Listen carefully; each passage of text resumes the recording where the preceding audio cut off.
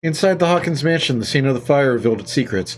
Pearson Officer Bradley, now on the trail of a survivor, had undertaken to search the place, looking for proof. When a hooded man leaped into Sarah Hawkins' workshop to steal a painting, detective and police officers set off after him. By following him to the passage of Charles Hawkins, they discovered a secret passage. Pearson and Bradley enter the tunnel under the mansion. The secret passage, under the manor. It's like a detective novel. That guy must have already gotten far. Yeah, and he had a direct means of entry to the crime scene. We must find him. 3 seats. Look, someone's been here recently.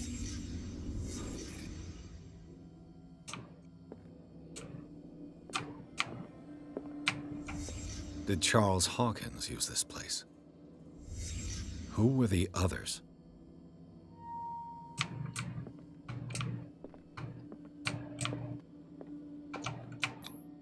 What is this mask supposed to represent?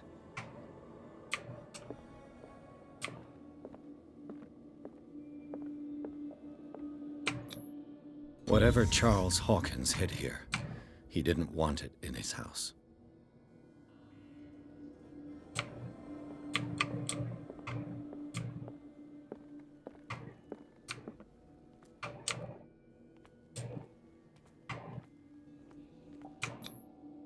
This piece of cloth is unmistakably from a dress.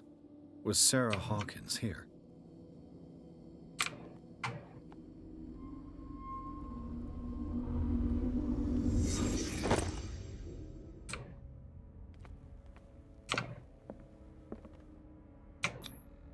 This padlock is too complicated for me. Damn it. Do we have things? We only have 5.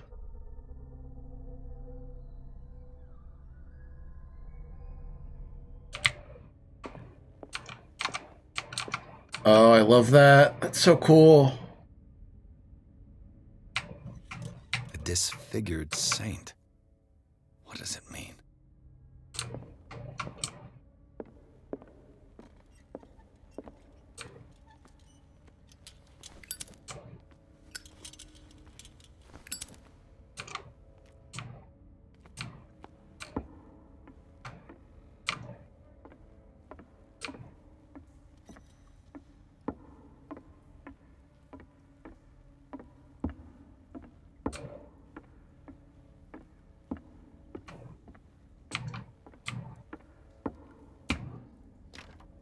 Of course. And something tells Is this me the, he's climbing these steps. There's tunnels all over this island. Given the size of this cave, there's gotta be other entrances.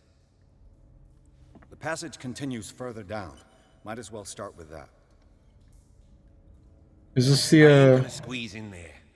I'll find another way. If possible, I prefer not to ruin my uniform. Fine, fine. Go look for another entrance. I'll try my luck down below. is this the dream that we had at the beginning?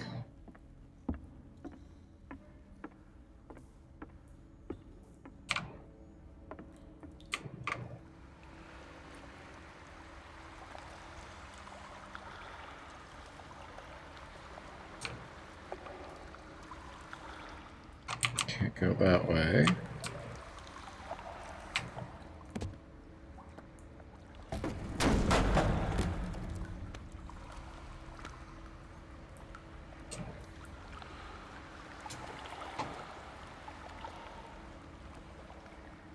Some Blair Witch shit. Some kind of dream catcher. If I touch it, it'll turn to dust.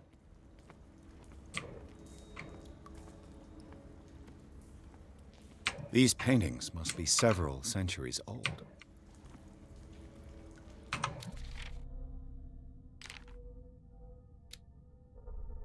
Who would have guessed that the Hawkins mansion was hiding such big and intricate tunnels underneath?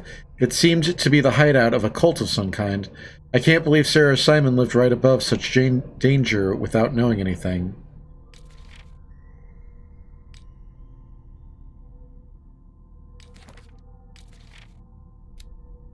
A tribe of men, worshippers of the sea and its benefits, landed on the shores of an island surrounded by dark waters.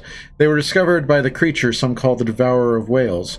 For years, the creature hunted them down into their dreams until their weakened minds surrendered. Following the creature's orders, they sunk into the dark waters surrounding the island and never came back. Extract taken from the Malleus Bestiarum by Abigail G. This monstrous creature must be an allegory. Sure. If you say so.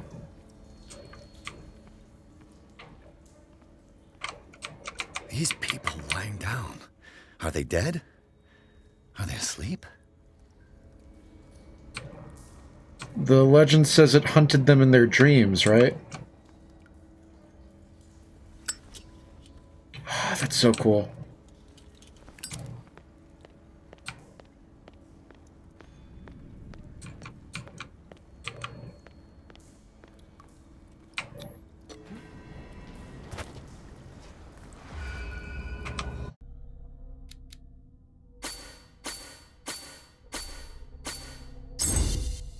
There we go. 100%.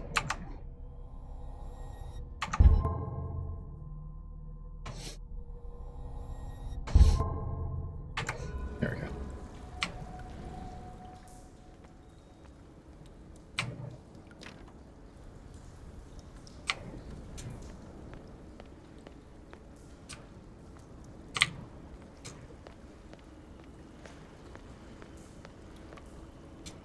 Time has weakened these structures.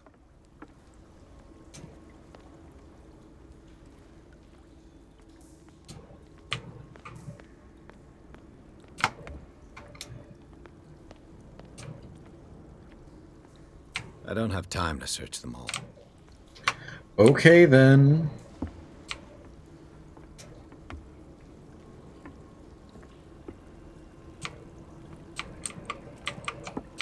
I think it's whale oil, but I don't think it's from a whale. It looks like animal oil, but certainly not whale.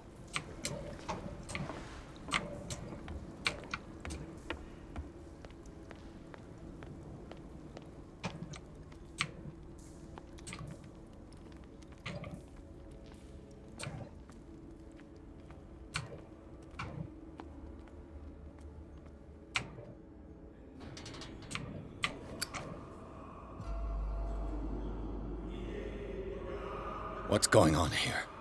Yeah. Piers! Keep your voice down. We're not alone. Good God. What have you got me into? We'll see. I'll go on. Try to go down on your side. Yeah, there's a passage. I'll meet you at the bottom.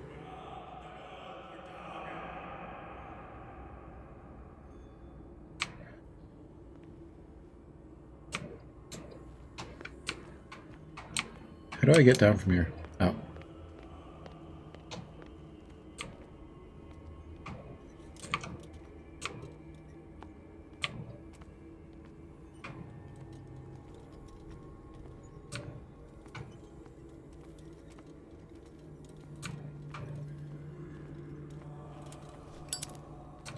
I don't really think we should have a lighter out, given how much oil is in this place, but I suppose that's just me being paranoid.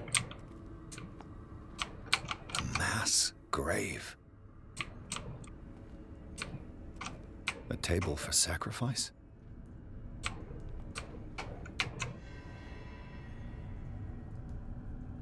That's me.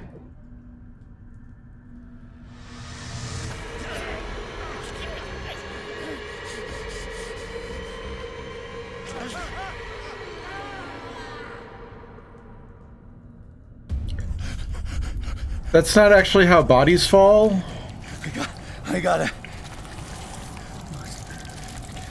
But at least we found the thief.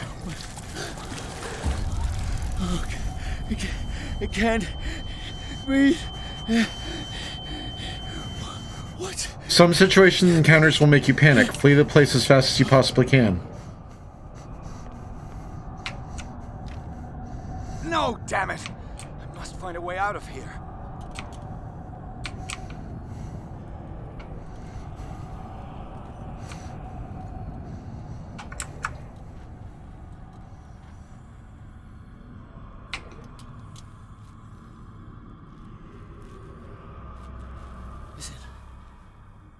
Is it my turn? Yes, it is time. You will soon be one of us, if your body and mind are ready. I dream of it every night. I have constant visions. I am ready. Good enough. Prove it to us. It's like in my dream. Yeah, I caught that.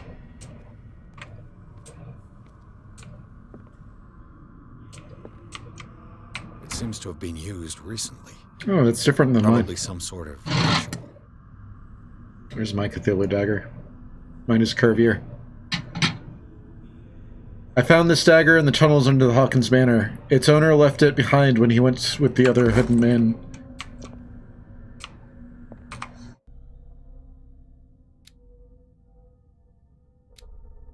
I'm close to occultism too. I wonder what would happen if I dumped all of my points into occultism at the beginning. I can't read Latin. Here we go, occultism 2.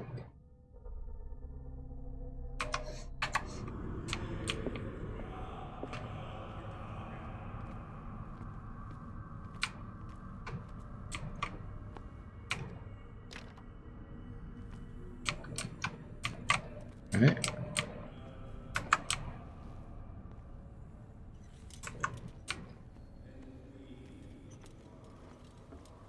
There should be bolt cutters over here somewhere.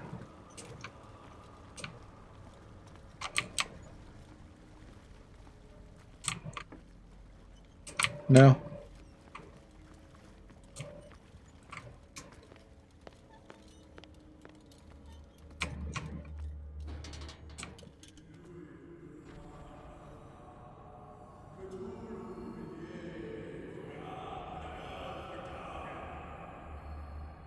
Yeah. You who sleeps, accept this dream. Ya Cthulhu Mythos. I feel him. You are gifted indeed. Not another word. Let him pass through every part of you. Bring me more sacred flesh, you who sleep. We pray for your return into the kingdom of the earth. We are ready for the ceremony. What about your protege? His awakening is complete. He will join you shortly. Be very, very quiet.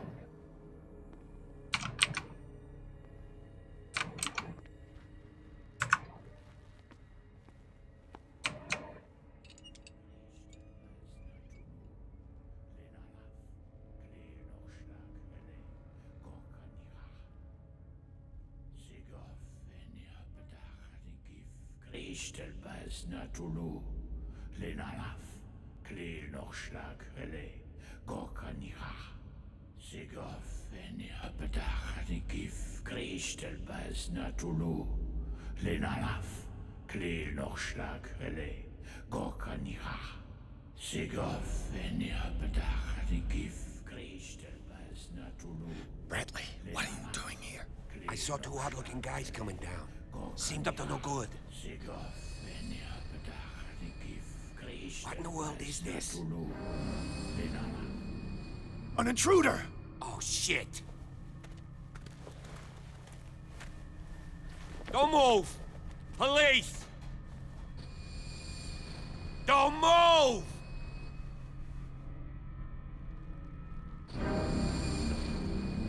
I won't hesitate! Bradley, get to back! shoot. Get back! You asked for it!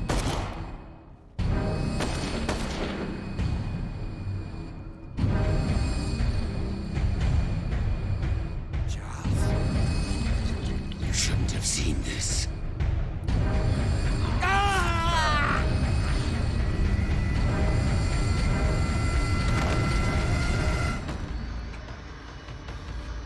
Bye.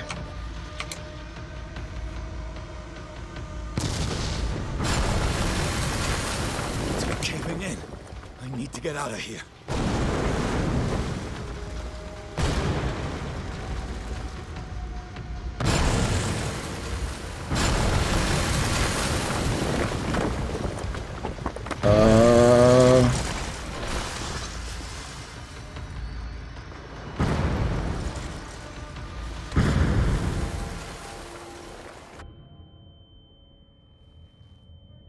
Am I okay? I think I'm okay. My leg! Ow.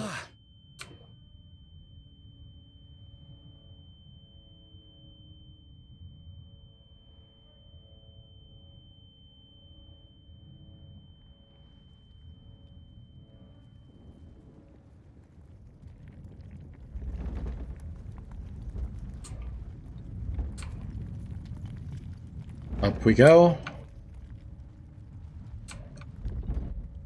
Light. At last.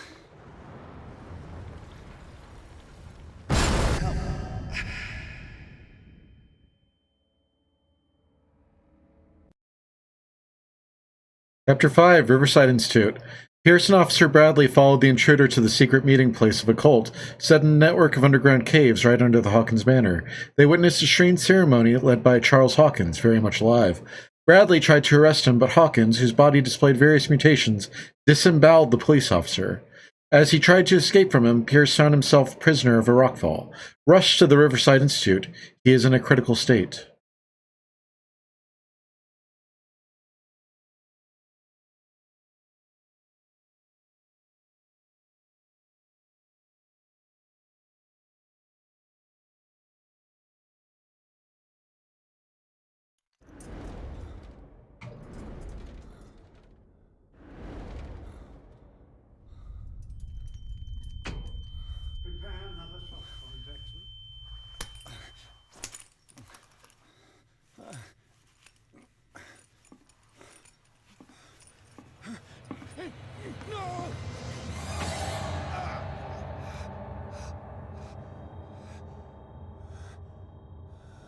That's him.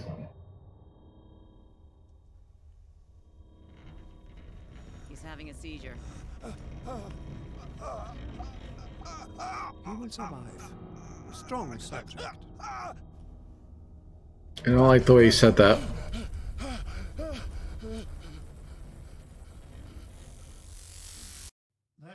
he's opening his eyes.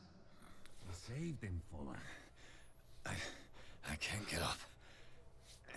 Don't move, Pierce. You can certainly say that you gave us a scare. How are you alive?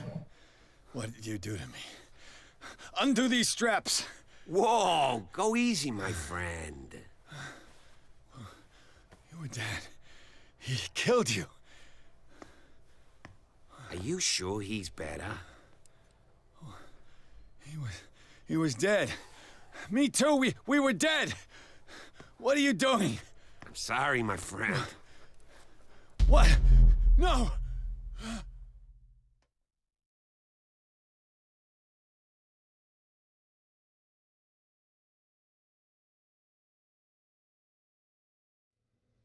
Hello?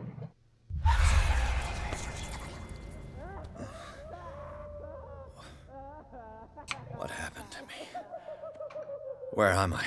I think you're in the asylum.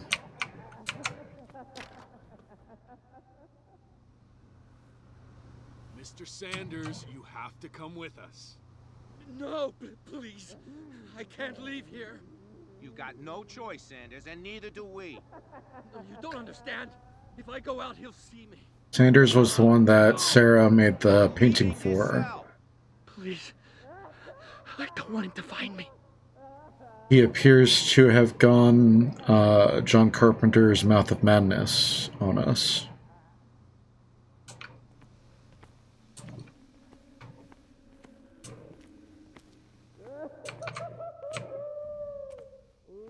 We also apparently have the Joker on the other side of our cell wall to drive me up the wall.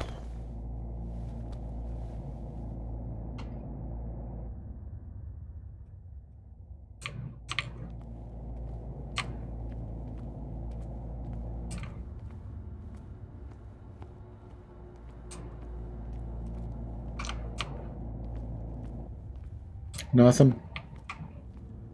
I don't have light source. They tracked and hunted me, pursued me right into their dreams. They scribbled all over their maps in the wake of my lonely wanderings.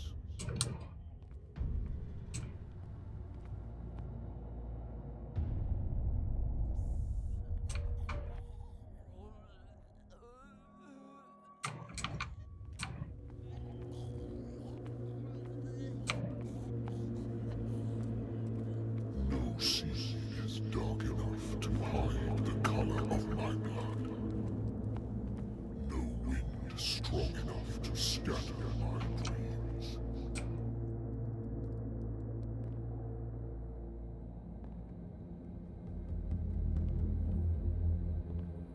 Are you the dreamer?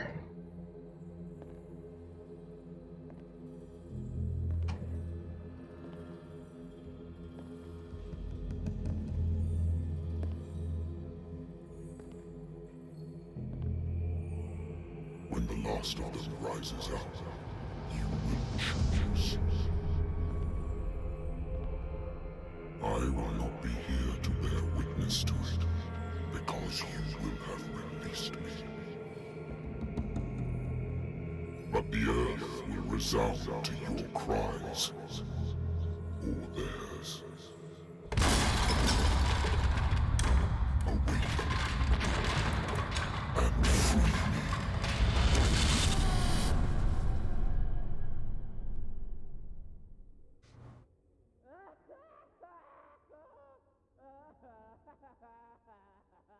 You there. Wake up. I'm awake. Stand up. We don't have much time. You there, you're finally awake. Can you stand up? Yep. Who are you? A friend of Ethan Bradley. It was he who told me that you had been interned here. Wait. Bradley is really alive? I don't understand. You filled me so full of drugs I can't distinguish dream from reality. Please believe that I have nothing to do with these disgraceful treatments. Look, I don't have time to explain everything.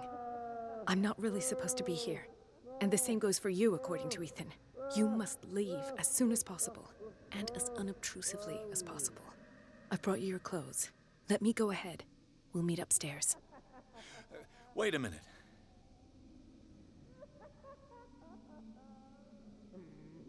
What's going on here? What do they do to the patients to make them so terrified? I would really like to know. I only see them when they are brought up for medical treatment, for problems they didn't have before going downstairs. But this is neither the time nor the place to talk about that. We must not stay here. There are 2 men standing guard near the stairs. It's the only way to the floor above. I shall try to distract them, and get at least one to come with me. All you need to do is to follow me as soon as the way is free. Understood.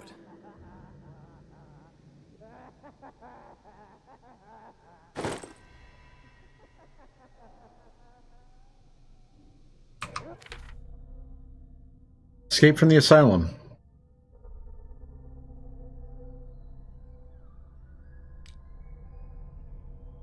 We've got 2 character points. In the tunnels under the Hawkins mansion, Pierce witnessed the disemboweling of Officer Bradley by a man with a monstrous appearance. The men in gowns and their rituals had not succeeded in affecting the veteran. However, the brutal death of Bradley, the discovery of the identity of his killer, whom he recognized as the dead Charles Hawkins, as well as the latter's superhuman strength, managed to strike fear into him. Pierce still does not know if he should believe what he saw. He may even put these visions of horror to the shock caused by the death of Bradley, or he may put it down to a lack of oxygen provoked by the rockfall. Sanity is stable. Confident in your abilities and your Cartesian mind, you conduct your investigation by sticking to the facts, your convictions, and your perception of reality. Your conclusions are logical and reliable. Charles Hawkins, shipowner. Charles Hawkins is alive. Despite its crude and deformed appearance, this thing looked like Hawkins. He attacked Bradley after he recognized him. What could have happened to Charles on the night of the fire? I've never seen a major burn victim in such a state. Something's not right. Mary Colden. Officer Bradley's female friend works as general practitioner at the Riverside Institute. She had figured out, long before I arrived, that Fuller was involved in illegal activities. She wants to shed full light on the nature of his experiments, and believes that helping me to solve the Hawkins case could advance her own investigation.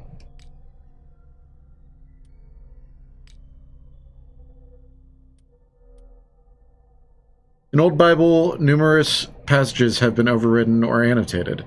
Strange way to study the Holy Scriptures. Alright, I believe that this is a stealth section. Locked. Locked. Oh, it's Silent Hill 2 all over again. Chair. Bed.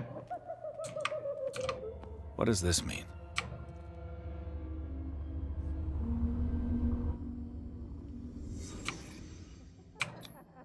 This is no medicine.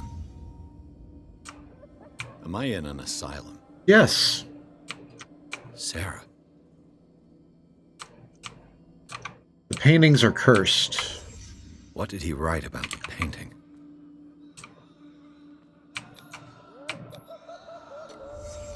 In his eyes, this symbol must have some protective virtues. Sarah Hawkins is on this list of authorized visitors.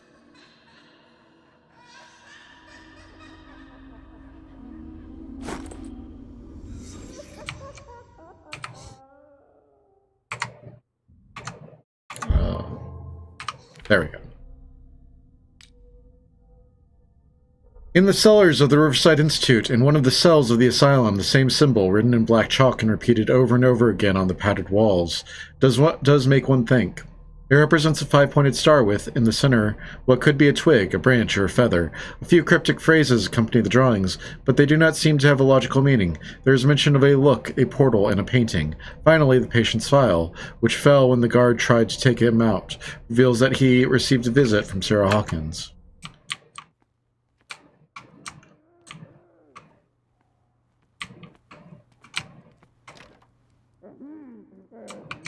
If I don't get out of here, I'll end up like him. Catatonic. Are you just pacing? You're just pacing.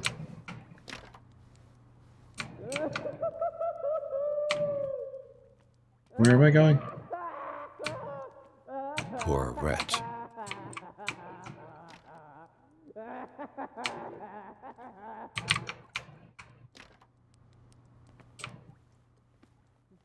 Dr. Colden, I would like to say that I'm surprised to see you, but we all know that your curiosity will be your ruin. I don't understand. These people need care. You keep them in this terrible place as if... Go back upstairs where your patients are waiting for you to treat them. As for you, gentlemen, do not disappoint me anymore. No one enters or leaves. Yes, Doctor.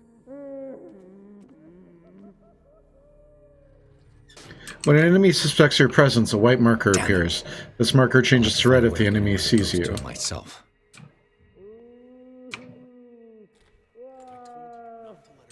The machine is working again, but the control wheels haven't been put back on. I was just going to the storage room. I can bring them to you. No, Dr. Fuller doesn't want us touching the pressure valves. Good God. What could this machine be used for?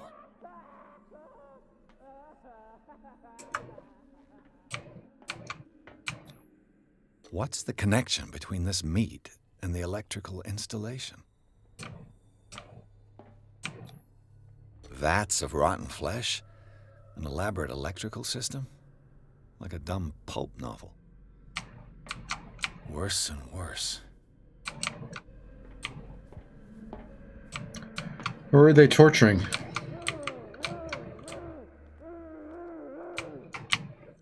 Is there a connection between this corpse and the machine? This machine seems to consume a great deal of electricity. I can still increase the load. Have I activated anything? It's an ammeter. I didn't expect to see one on this little rock.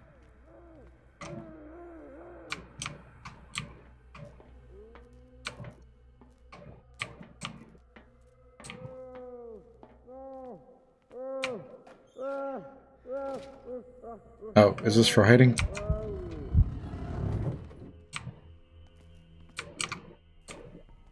The corpse is complete. Whose are these limbs? Not sure.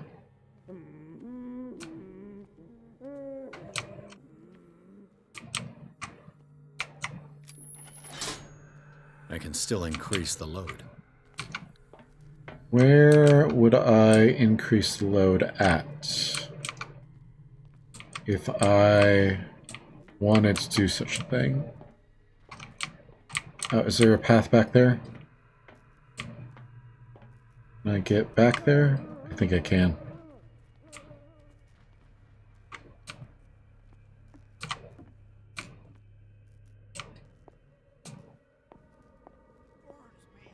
This way. Oh, shit. You there.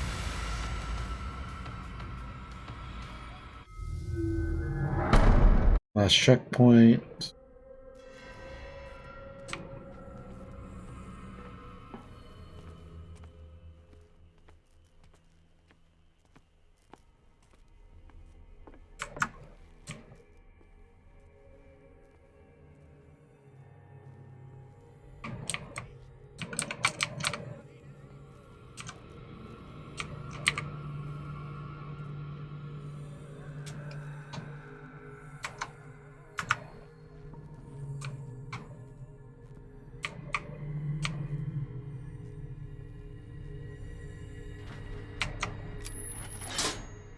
It's done. Now for the others.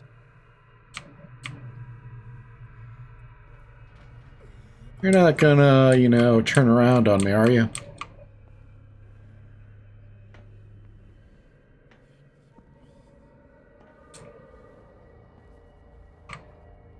One, two, three, four, five, six. No, not six. What is welling up inside me? I feel it in my head and in my body.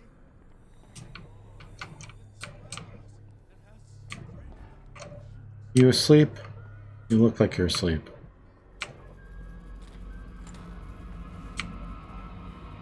What? I'll go take a look.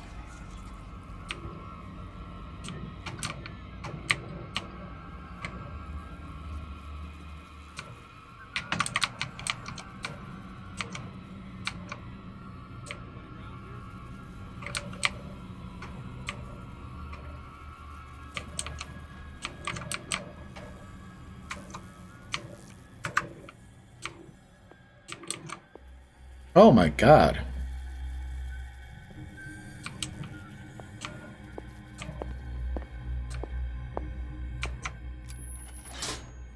Theoretically, I've only got one lever to push. Theoretically.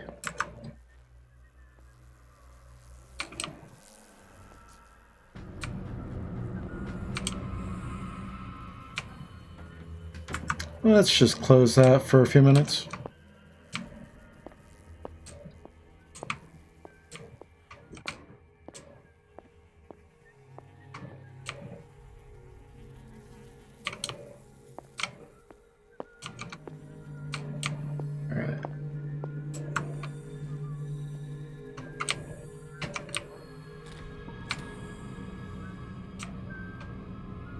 Don't see me, don't see me, don't see me.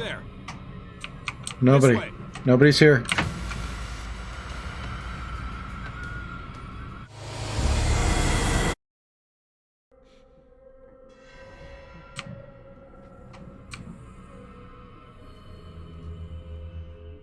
Really? Seems unfair.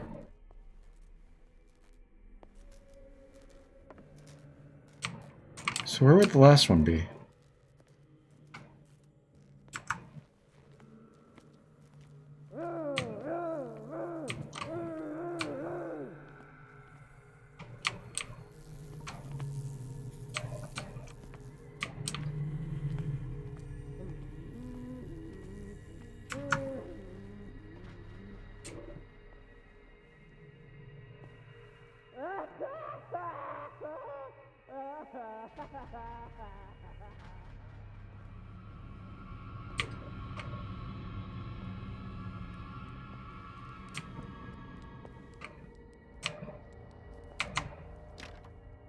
It's locked. How would I get in there?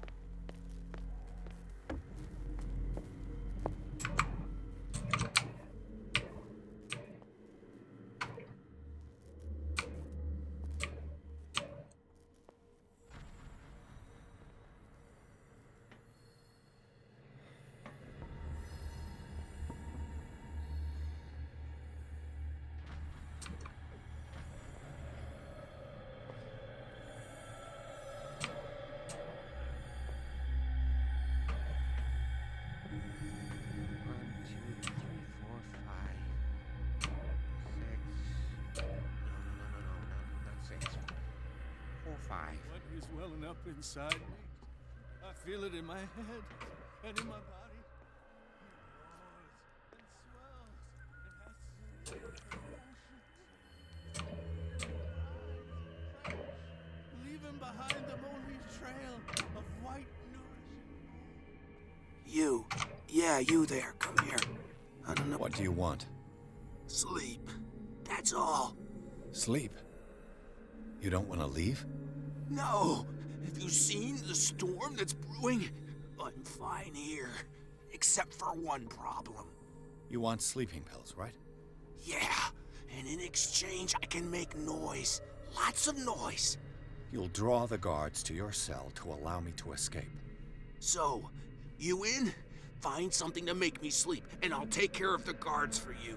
Sounds like a fair trade. I'll find you some pills. Go look in the storage room. There must be sleeping pills there. Where's the storage room at? People in this game always talk like I should know where things are. And I don't. Administration.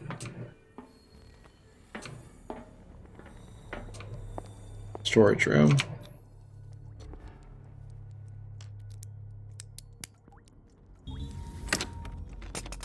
Perfect.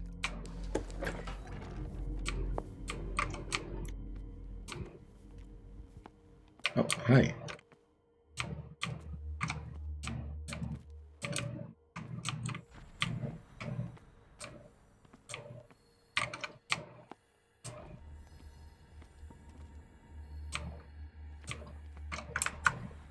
A control wheel to mount on a plumbing system. Okay. With these chains on your wrist, you can't escape. What about the sleeping pills? I thought that there were sleeping pills here.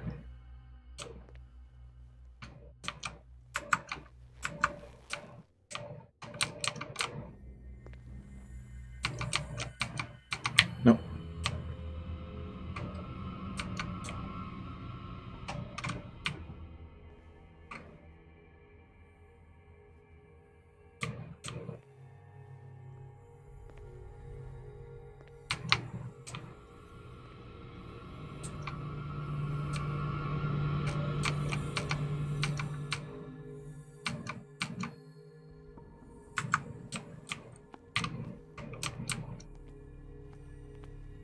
Sleeping pills, wherefore out there sleeping pills.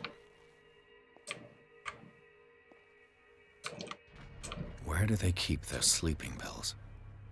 That's what I'm asking.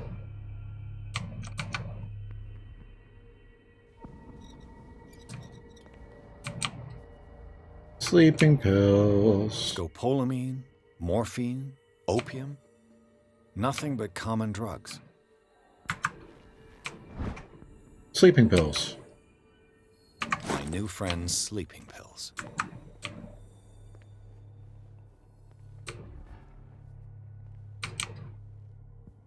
Can I get through here? Yes, I can. Stealth Master. Metal Gear Solid time.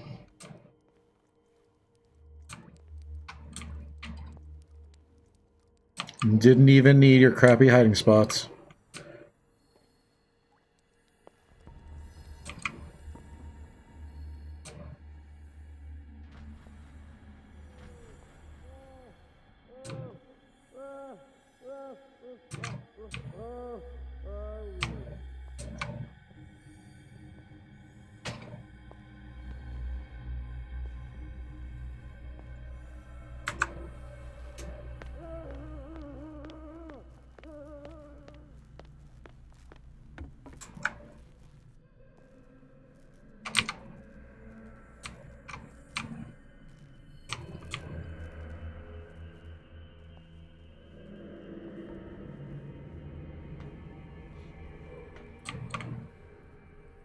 Why is this hole in the floor here? What's that about?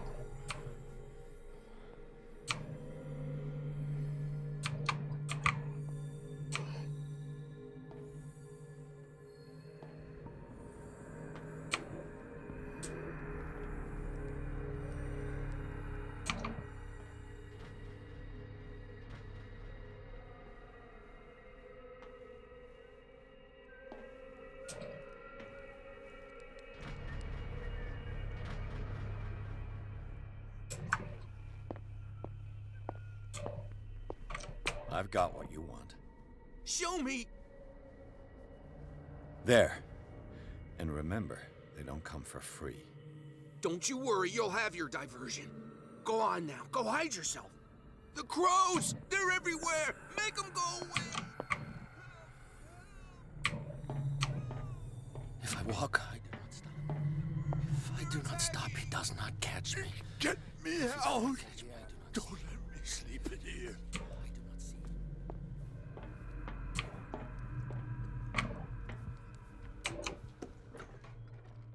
What carnage? Yeah, we already saw this. Keep up. Theoretically, I've only got one lever to push. Game saved. Can we get out here?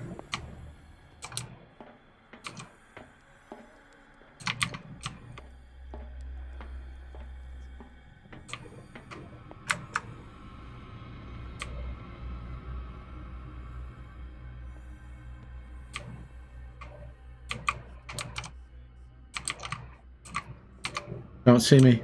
Don't see me. Who's there? Don't see me.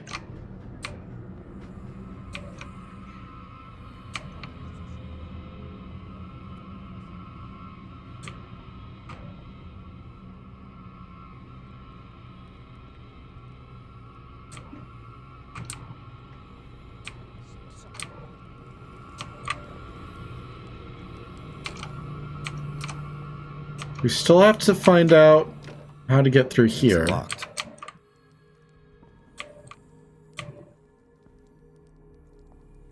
We go in this way. The green gas leaves from here and it runs through the whole building. This valve controls the pressure.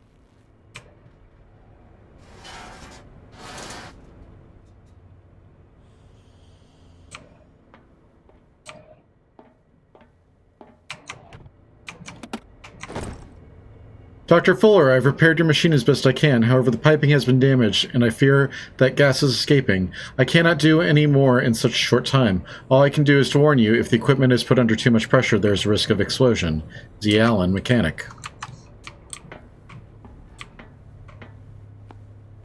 Now for the next step.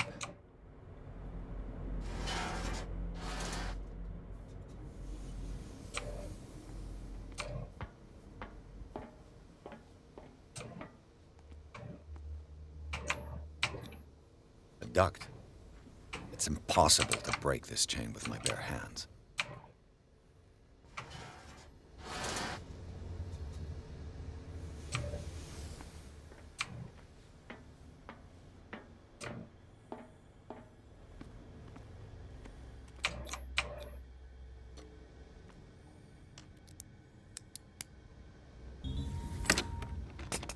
Perfect.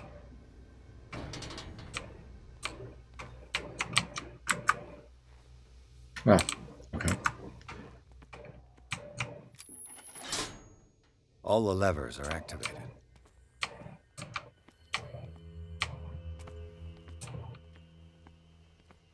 Go flip the switch, press the button, whatever it is.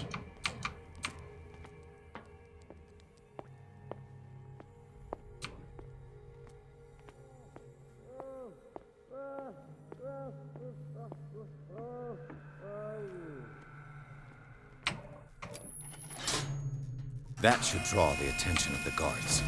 I should hide. Damn it. What's going on?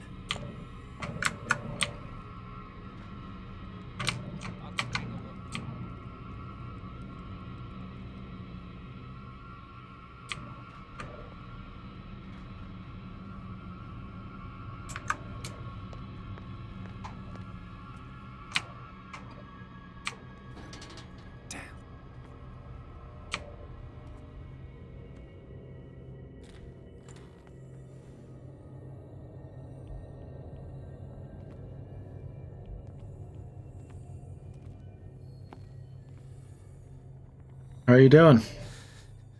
Doctor, is that you? Not this time. Don't you worry about the doctor. Right now, he'll have plenty to keep him busy with his precious machine. It gives us time to get away. I'll undo you. Get away? Get away where? I can't go anywhere. It'll find me, like it found me here. You're mistaken about the beast. Don't stay with me, or you'll end up the same way. The beast. You're Sanders, aren't you? I heard you from my cell. What did they do to you? What does Fuller want with you? The doctor? You think it's the doctor who scares me? The doctor wants to heal me. But he's the one who's crazy. He wants to restore my sight. He wants to give me back my eyes. Grant us eyes, grant us eyes. I do not want to see it anymore. The real culprit is Sarah. Her and her accursed paintings. Well, she's dead, so. You're talking about Sarah Hawkins. The one and only. The legendary. There is no artist more enlightened or cursed than Sarah Hawkins. In her office, I saw signs of a ritual, perhaps an invocation. These things, that's what makes you say she's cursed. You're wrong. It was not an invocation, but a revocation. But she failed. And that's what counts. She tried to send something back. I'm so sorry. We should never have met. What are you talking about? Destiny! It has trapped you.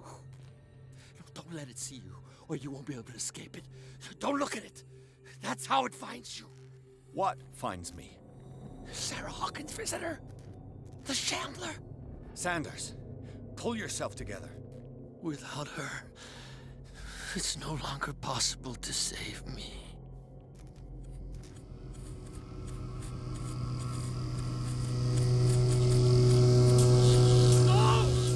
Sanders!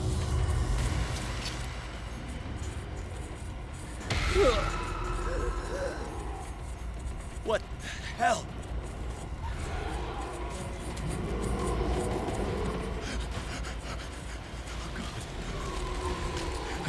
I gotta...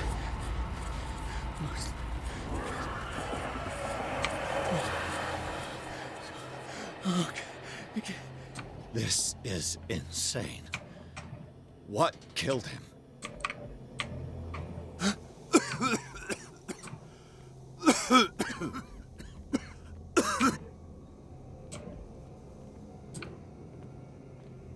Damn! The gas! Oh, my head. Later. We need to move on.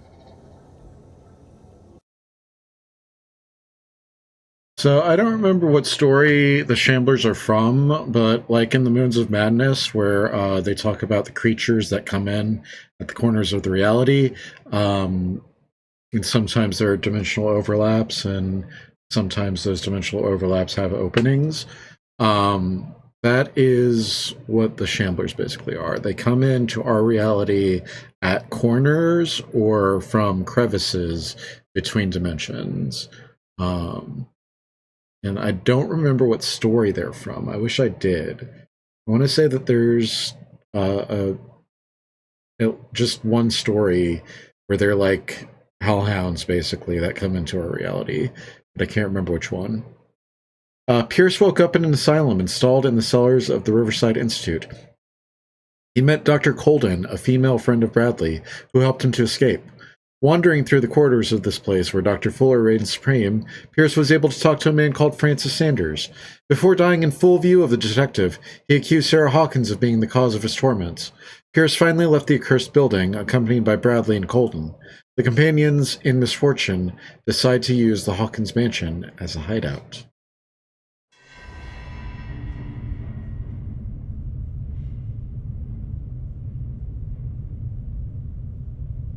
What's up, buddy?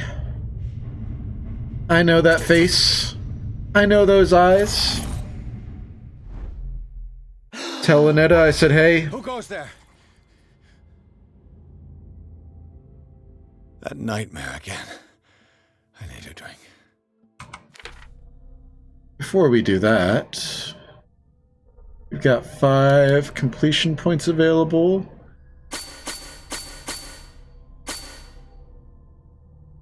Just one more for spot hidden.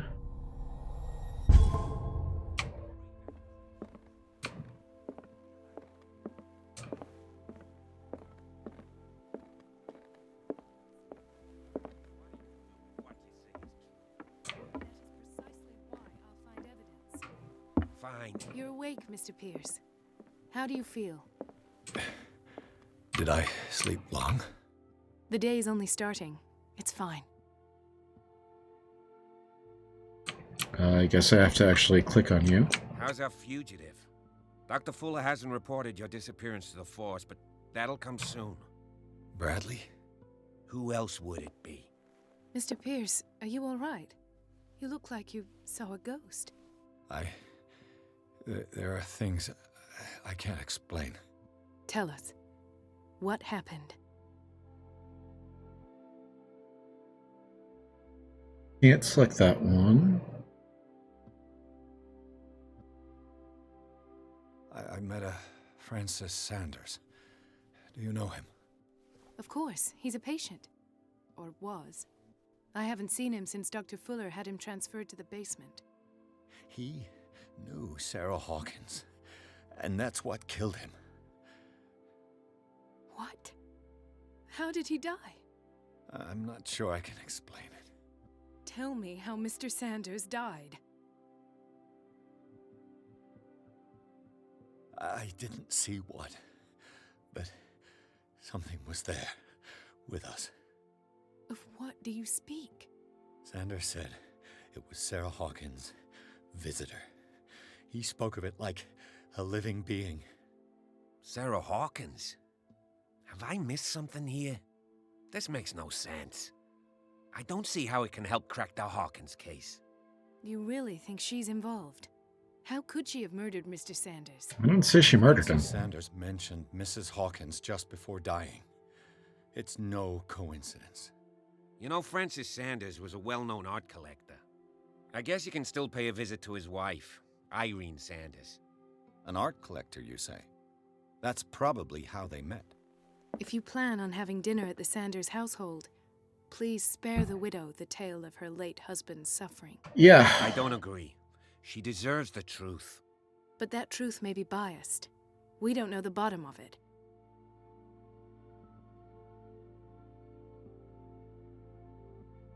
He's right. We can't ignore the truth. But it could drive her mad. Better madness than ignorance. This will affect your destiny. I'll go to see Francis's widow. Perhaps I'll find a link between her husband's death and Sarah Hawkins. Don't end up in the hospital this time. I'll do my best. It doesn't have the it doesn't fit my phone anymore, but I have this phone case that I got from John Wolfe. I don't know if you can see it. Yeah. Cthulhu will remember that.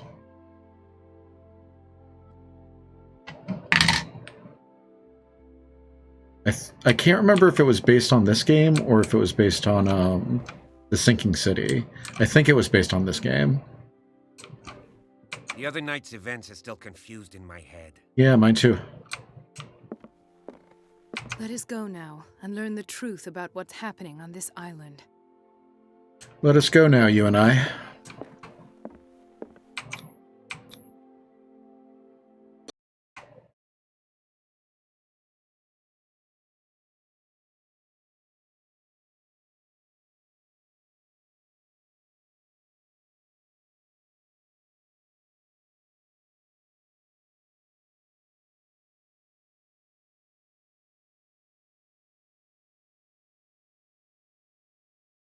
Pierce, Colton, and Bradley decide to team up to solve the Sarah Hawkins case. They have a new trail to follow, Francis Sanders, an art collector and friend of the painter, who died right in front of Pierce.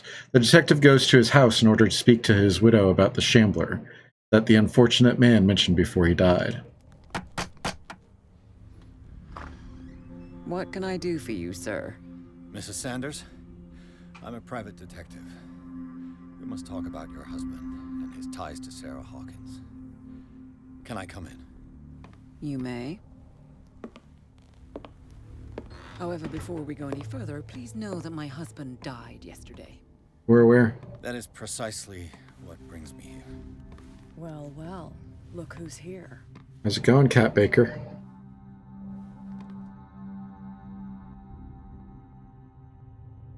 You know each other? We met briefly. Time enough to iron out a few matters. The main thing is that we understood one another. The brave detective has a talent for sticking his nose into my business.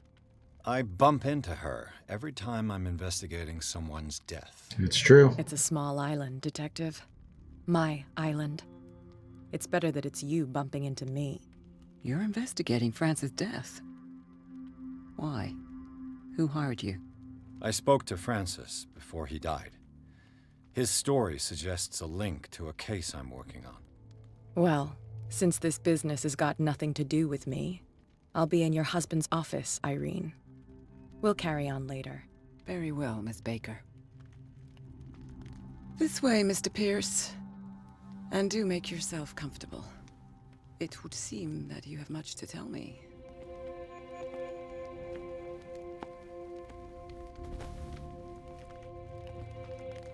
May I inquire as to when you had the opportunity to talk to my husband? In the asylum. Yesterday. I met him at the hospital. He spoke to me about Sarah Hawkins. Oh, of course he spoke to you about her. That's all he talked about. Sarah Hawkins and her paintings. Please forgive my tone. The fact is that I have not been allowed to see him since he was interned. You, on the other hand, a perfect stranger, were able to see him and even talk with him the day he died. How was he? Were you present when he had this attack? What happened?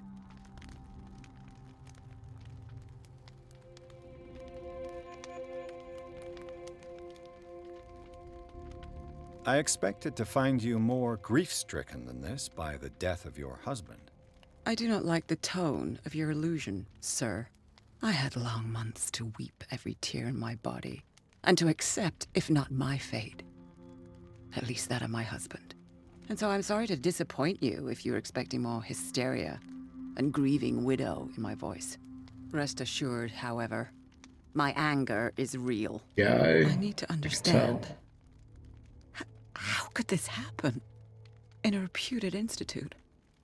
And right before your eyes. Did you not do anything to help him?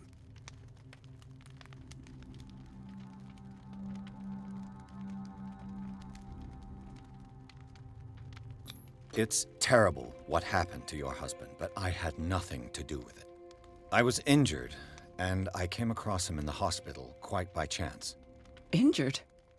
Well, I'm delighted to see you in such fine fettle, Detective. Not everybody enjoyed such a prompt recovery. I suppose Fuller does do miracles now and again. Luck is obviously very kind to you. Oh, I'm tired, Mr. Pierce. I would be grateful if you could tell me what you expect of me, and then leave.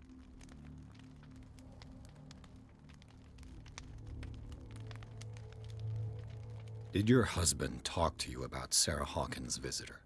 A shambler, to use his precise terms. Well, you can't imagine that's all he talked about. It's exhibited at the center of the gallery. No better place for the painting that endowed him with the privilege of such a shameful and miserable end to his life. Hold on. The Shambler is a painting by Sarah Hawkins. We knew that. Who else to paint such horrors? Take a look for yourself, if you feel so inclined. It is my only lead at this stage. I suppose I have nothing to lose. Then you have paid no heed. For my part, I refuse to set foot in that gallery again. But if you're so eager to see it... Thank you, Mrs. Sanders. I won't be long. I'm going to take a quick break. I will be right back. Alright, I am back.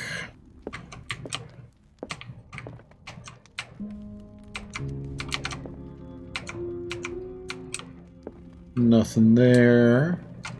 The day the Shambler came into the Photograph of Sanders and Sarah Hawkins. The photograph of Sarah Hawkins next to Sanders. They must be close.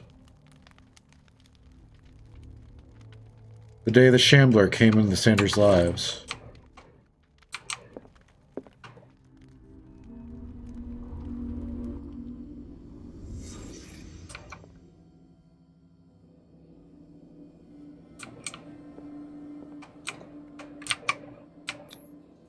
Francis Sanders and Sarah Hawkins were close. Friends, even? A house of artists.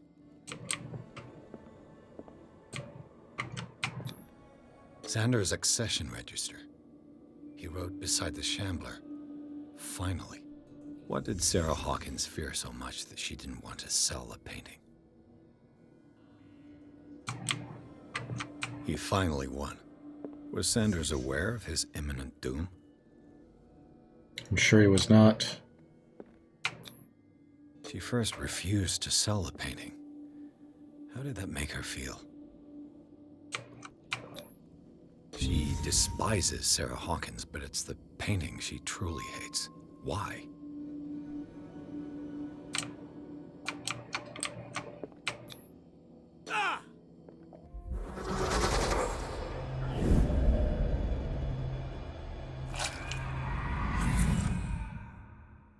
The Shambler. I need to see it.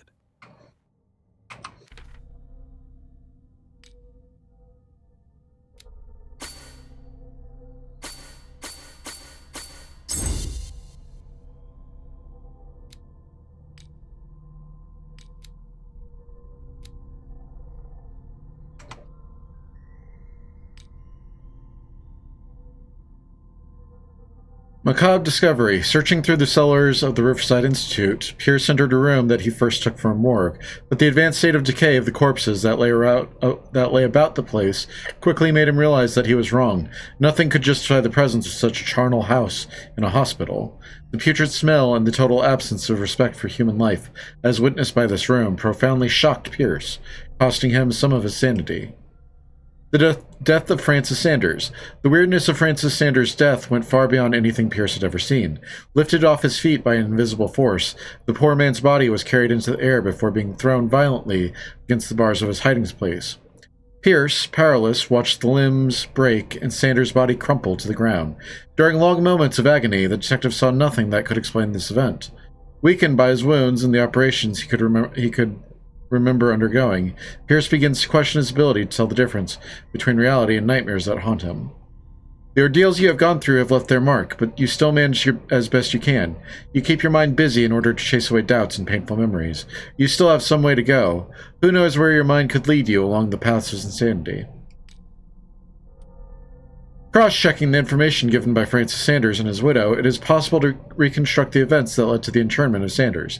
Everything points to Sanders and Sarah Hawkins being close, linked at least by the interest the collector showed in the artist's work, but more probably by a certain friendship, attested to by the repeated refusals of Sarah Hawkins to sell the painting called The Shambler. Against all expectations, she finally gave it away for free. The feelings still shown by Irene Sanders towards Sarah Hawkins are evidently derived from what she considers to be the artist's responsibility. Madness struck Sanders a short while after he gained the possession of the painting. Francis Sanders knew Sarah Hawkins so well that he accused her of being the source of his suffering. The man gouged his eyes out with his own hands and smeared the walls of his cell with esoteric symbols. He seemed to be obsessed with the Shambler, linked to Sarah Hawkins. He died before my eyes in circumstances I cannot explain. Dr. Fuller reigns as the undisputed master of the Riverside Institute and its cellars, in which he carries out illegal experiments on his patients. I don't know what he has done to me, but I shouldn't be back on my feet so soon after my fall, when the tunnels under the Hawkins mansion caved in. This man is dangerous, and I'd swear that he knows more about all this business than he's willing to tell. It is clear that she holds Sarah Hawkins responsible for the death of her husband, but what I don't understand about Irene Sanders is this mix of sadness and insensitivity. It looks like she had given up on her husband long before his horrid death in the cellars of the Riverside Institute. Strictly speaking, I didn't spend much time in the hospital. When I woke up, I was immediately transferred into the cellars of the Institute, a sort of clandestine asylum where Dr. Fuller carried out his experiments on patients without being troubled. Unknown machines sit beside anatomical drawings that are disturbing, to say the least. I just managed to escape from this place. I might not have as much luck another time.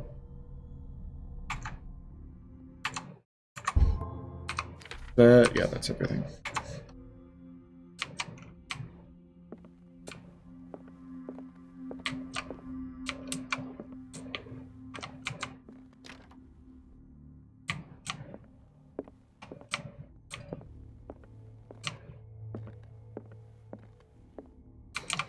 Cat Baker. That's twice you've stepped on my toes, Detective. Try not to make a habit of it. I've got a lot of bad habits. Some can be more fatal than others. What have you come looking for in this gallery?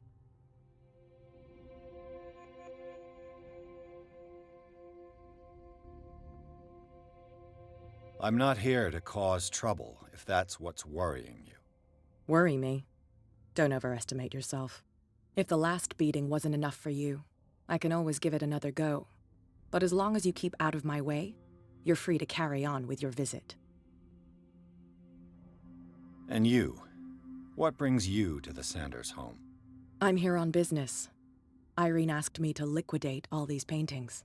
She doesn't intend to hang around here for long. Why you? Believe it or not, there aren't many collectors on Darkwater. It needs someone with a network and a means of transport to the mainland. A choice that comes down to Fitzroy and me. And I'm far more pleasant, wouldn't you say?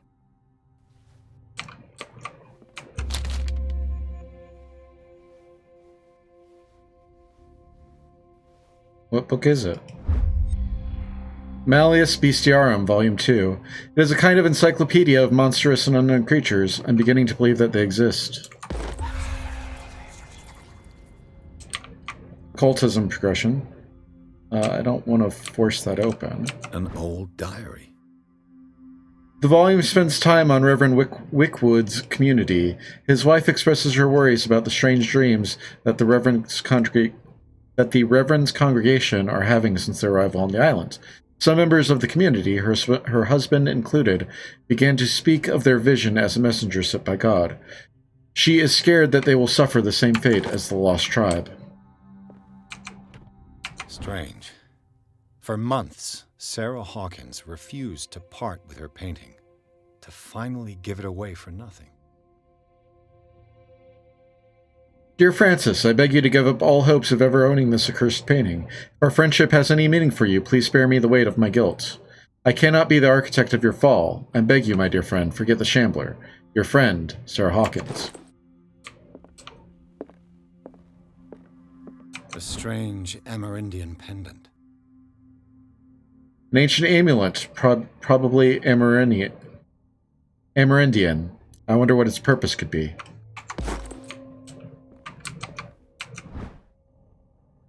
The Whale and the Cod, or A Brief History of Darkwater by Erwin Greenmouth. Greenmouth? Let's focus on the past glory of the island. More occultism. I could use one of those. I found these sleeping pills in the Sanders house. Were they prescribed to Francis Sanders or to Irene? Cat, your butt is... Okay.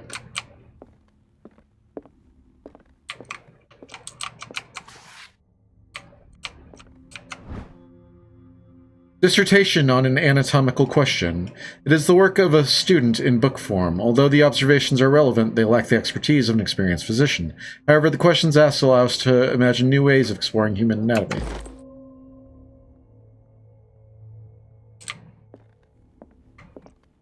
I don't want to do that.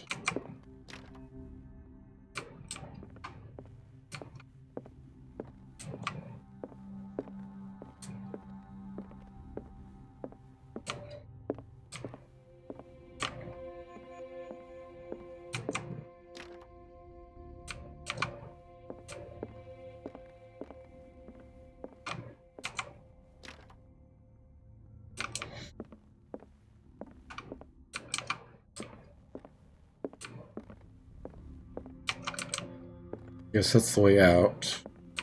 How do I get to the gallery?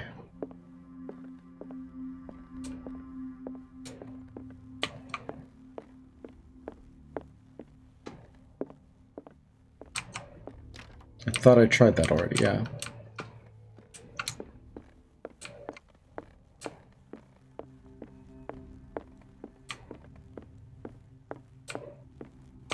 Are there stairs that I'm not seeing, or...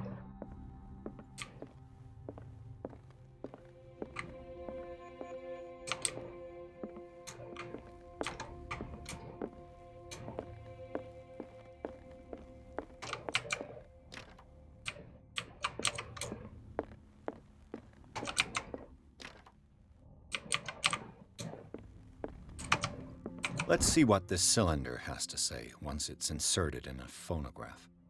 An audio recording that Francis Sanders left for his wife Irene.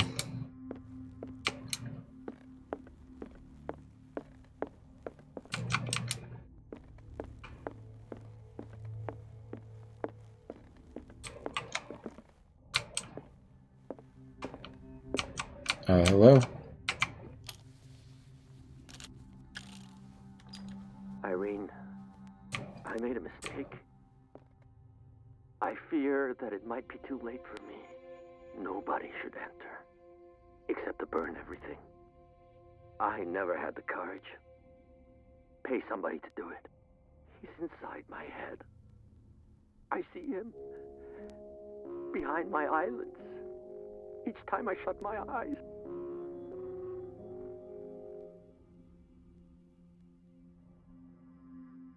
I can't take any more. I can't hold him back. Forgive me. That accursed gallery. Those accursed paintings. That accursed Sarah.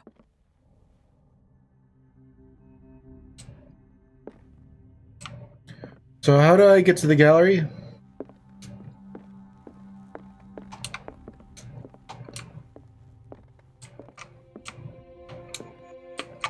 Do you have anything to say?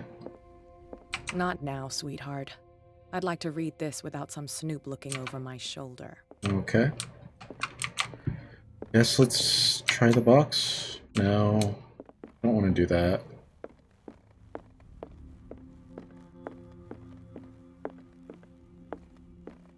Let's look through here one more time. Did she really care for him after all? Dear Madam, I acknowledge receipt of the letter in which you demand the body of your deceased husband. I am sorry to inform you that I cannot agree to return his body to you. At the moment of his interment, you signed a discharge allowing me to dispose of his body as I see fit. Extend my deepest condolences to you. Thomas Fuller.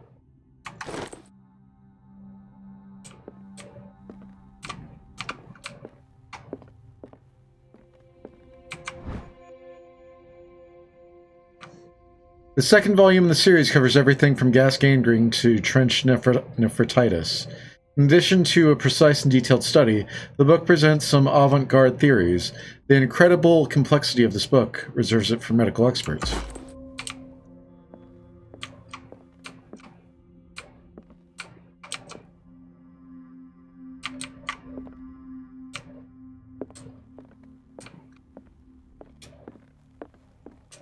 Alright, let's go strength. Looks like that's the only thing we can do right now.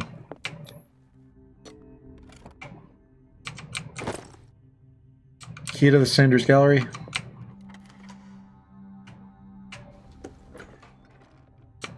Didn't she say that we could just go see it? Why did we have to, Hello there. Why did we have to, force the thing open?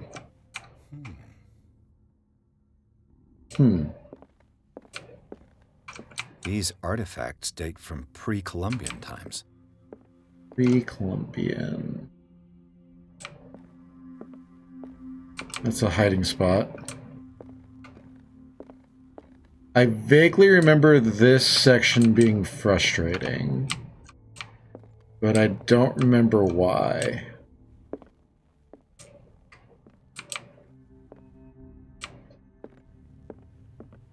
Why was he so interested in old weapons?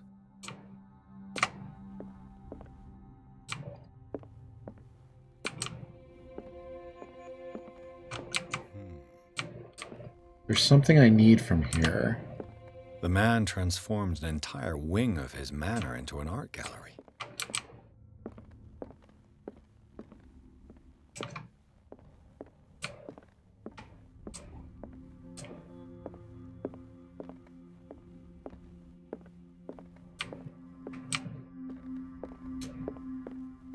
Alright, I guess let's go see the Shambler.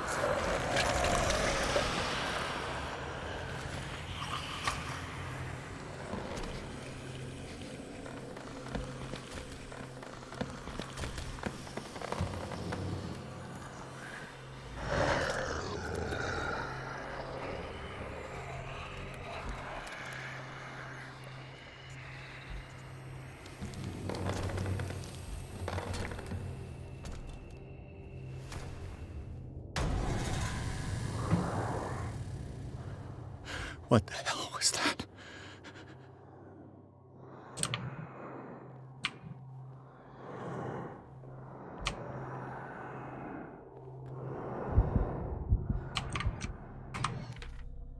What do we got? 3 character points. Pierce read an ancient treatise, the Malleus Bestiarum. This bestiary makes an inventory of numerous creatures from the occult world or parallel dimensions. The very nature of its knowledge makes it an unholy book. By reading it, Pierce lost some of his sanity.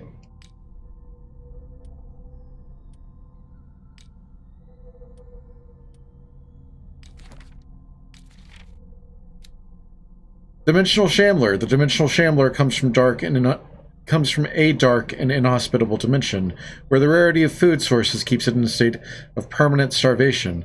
This is why it is in a constant state of readiness to travel to other dimensions in order to feed on its inhabitants. Make sure you never weaken the veils of your dimension, otherwise you risk attracting this very dangerous creature. Should this happen, you just have to lay eyes upon it for its being to anchor itself in your dimension, and to allow it to rip you open with its claws. Should this happen, you just have to lay eyes upon it for its being to anchor itself in your dimension and to allow it to rip you open with its claws. Men will gather the knowledge through the lines dictated to me by the great old ones, but also in other volumes. The visions that assail me whisper me names and silhouettes of mystical creatures. Soon the Malleus Monstrorum, repository of all anatomical, cosmic, and dimensional knowledge, will be seen as the authoritative work. This book, unholy among the most cursed books, will one day be the final rampart between man and the predators that are waiting to devour him, hidden behind the veils of parallel dimensions.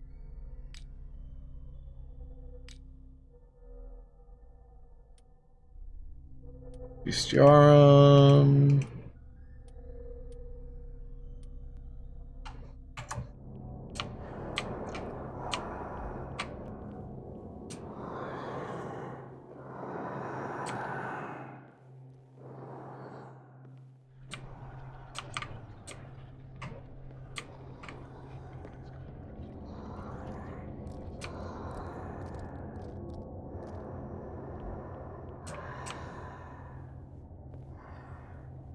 You don't see me. Oh. Well, now you do.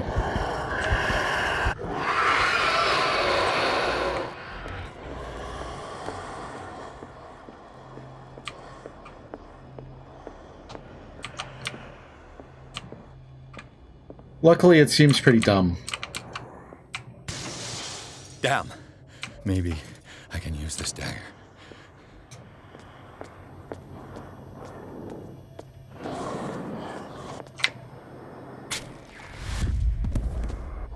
Damn it! This dagger didn't work.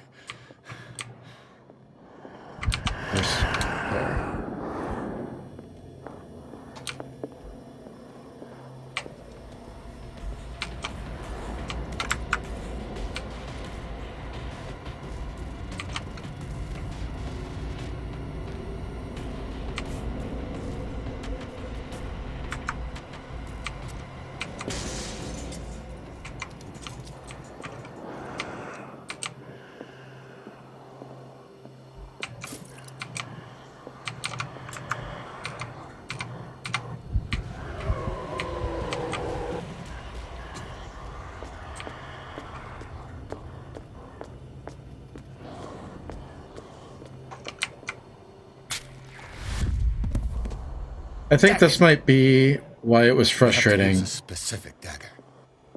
Because I don't know which dagger I'm supposed to use.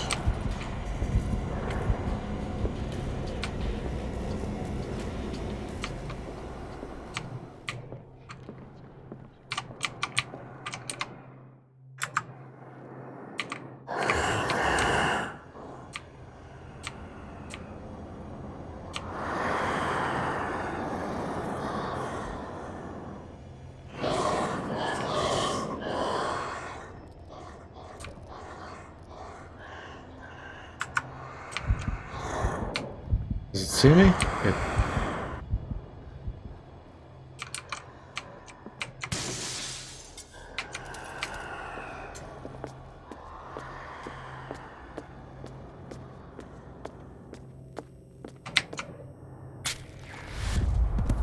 Not that one.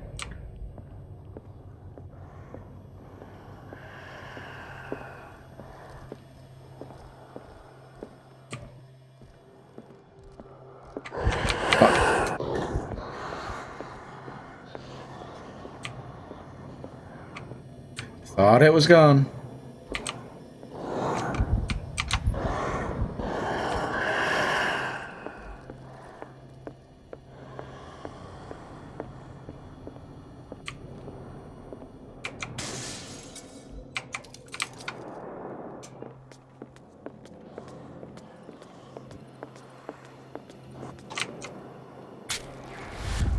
No.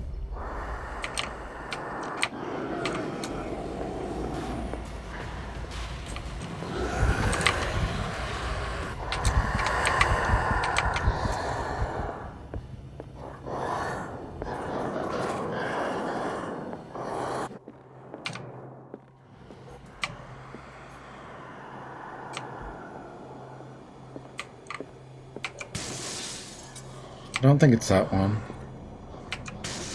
I don't think it's that one.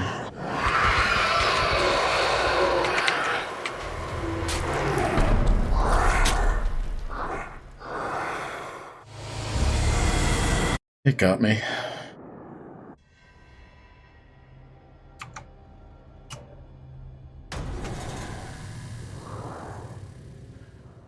What the hell was that?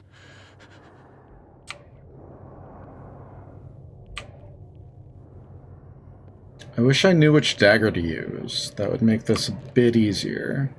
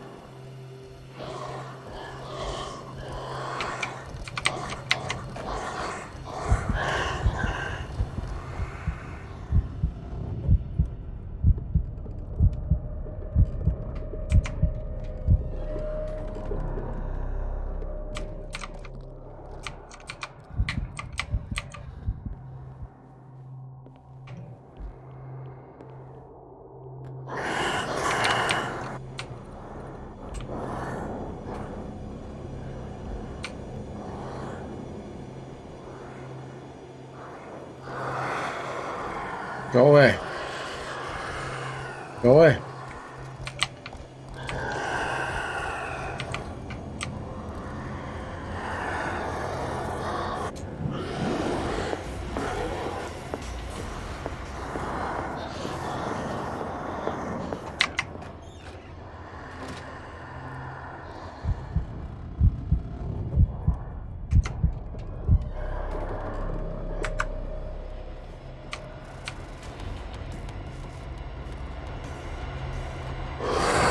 God damn it, let me see the fucking dagger.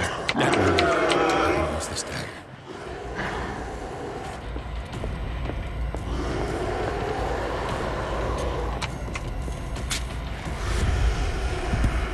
Nope.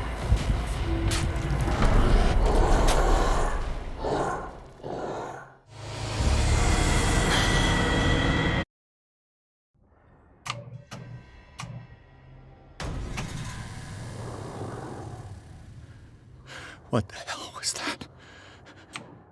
Is there a clue as to which knife I need?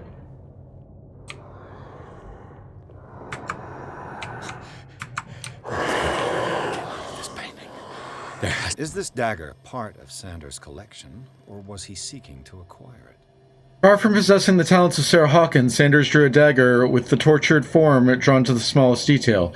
The guard carries a strange esoteric symbol, recurring feature of his correspondence with Sarah.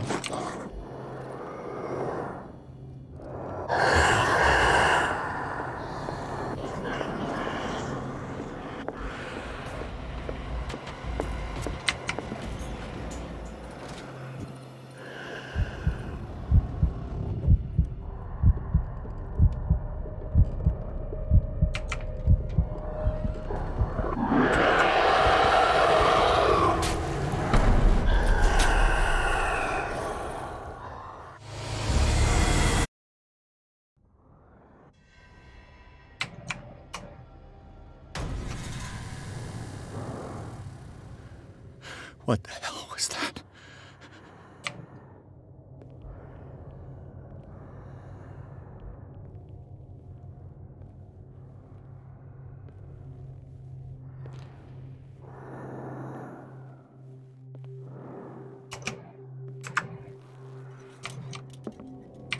I can't see. Not that one. Not that one. Not that one. Not that one.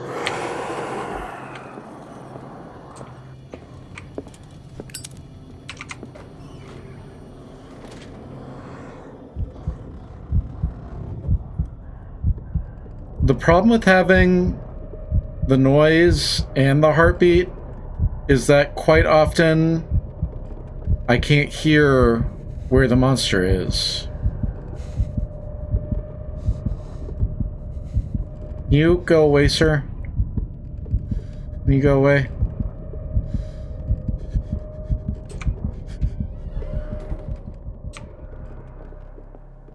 Thank you. It's not that one. Is that it? Yes. Damn. This dagger looks different.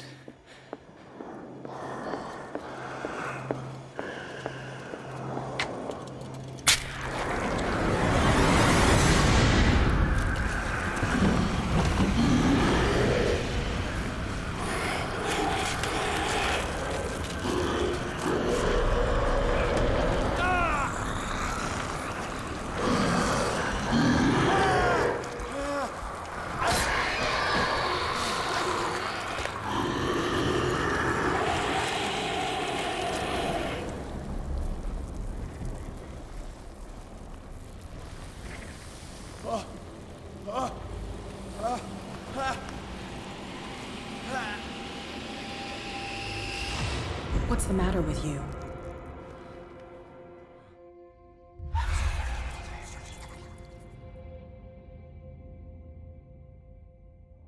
You sure you won't be needing that hand? You're losing it, Detective. At this rate, you're right. The bottle will get you before I do. You didn't see anything. I saw you within an inch of putting a dagger through your forearm. Did I miss something more interesting?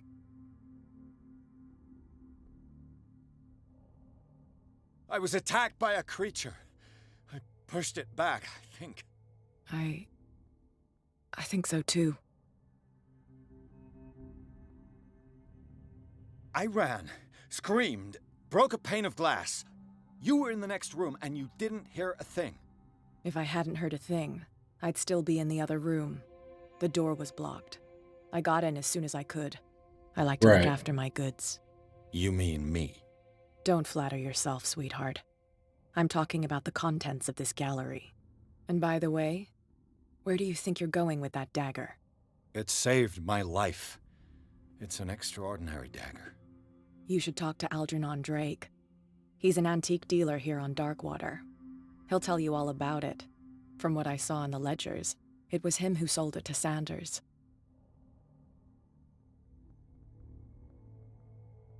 It's not your style to give me free information like that. Take it as payment for being my canary. A simple trade-off. Now go see your antique seller. I've still got things to settle with Irene. All right.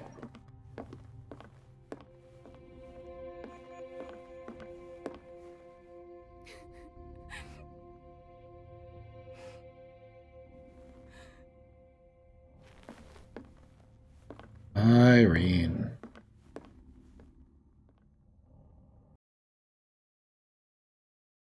Poor Irene.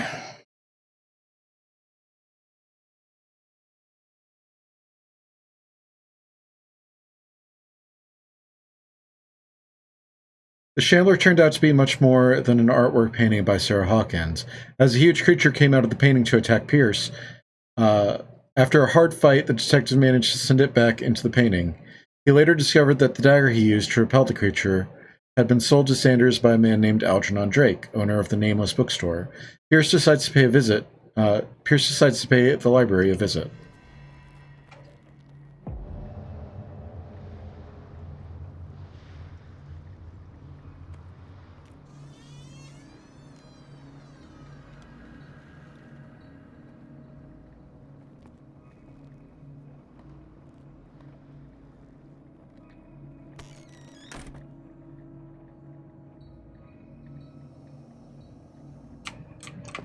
Where's the bookseller?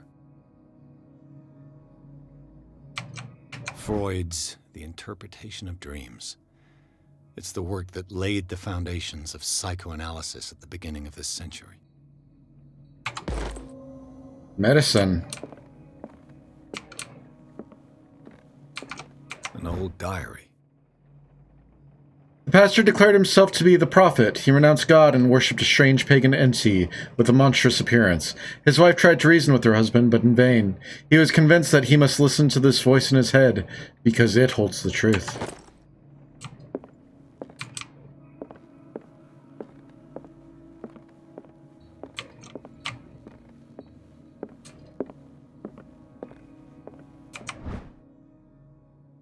A Puritan colony led by Reverend John Wickwood settled on the island during the 17th century. They named the island Darkwater because of the dark shades of the sea. They believed it was because of the peculiar color of the rocks surrounding the island. They erected the first buildings, among which were the Hawkins Manor, the church, and the cemetery. The rare documents and handwritten notes they left spoke of nightmares and deviant behaviors. They disappeared at the beginning of the 18th century.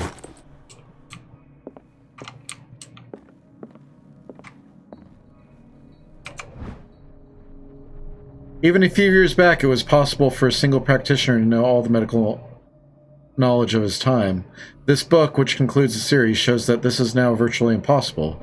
About 10 renowned doctors took part in putting together this collection.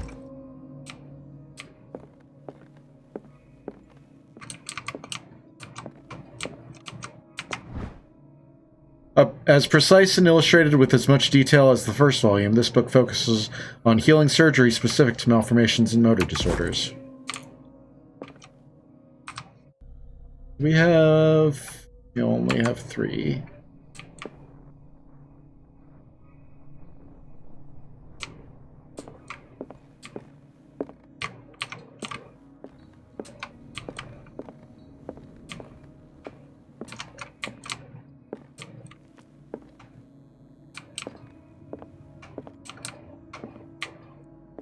There's a safe back there.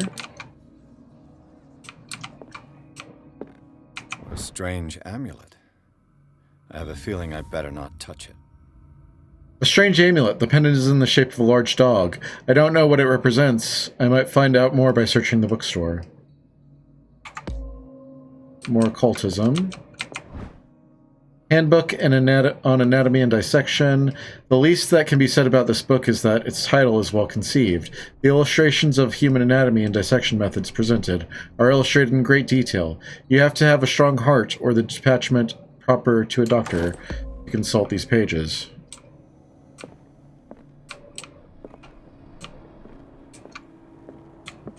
Can I please? Can't. Okay.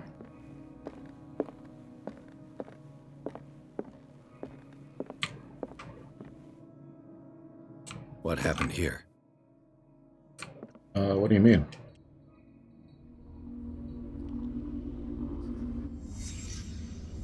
Let's start over. Where did they break in from? Blood. Seems like amateur work.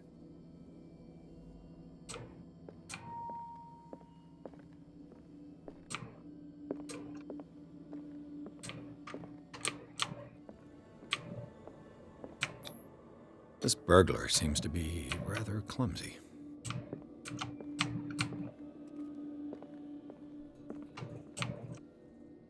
What sort of thief leaves his tools at the crime scene? What killed all these animals? I think that will progress the story, so let's go check the other room first. Someone tall left this footprint. A man, probably. He doesn't seem very tall.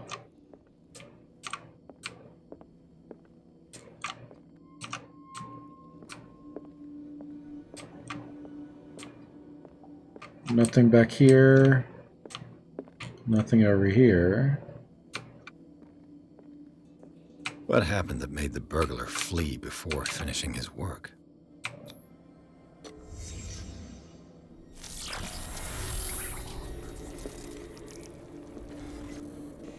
What the? Charles Hawkins? What's happening to Hawkins? What sort of power did Sarah Hawkins' painting possess?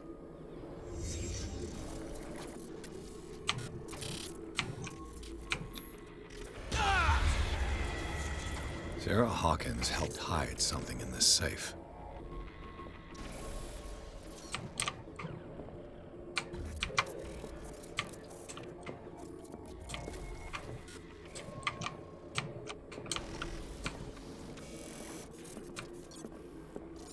Drake put in a great deal of effort to hide whatever is in here. Everything is linked to the Sarah Hawkins case.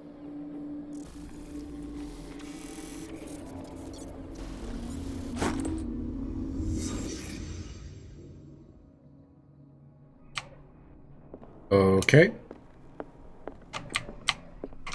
Arkham editions. Never heard of him.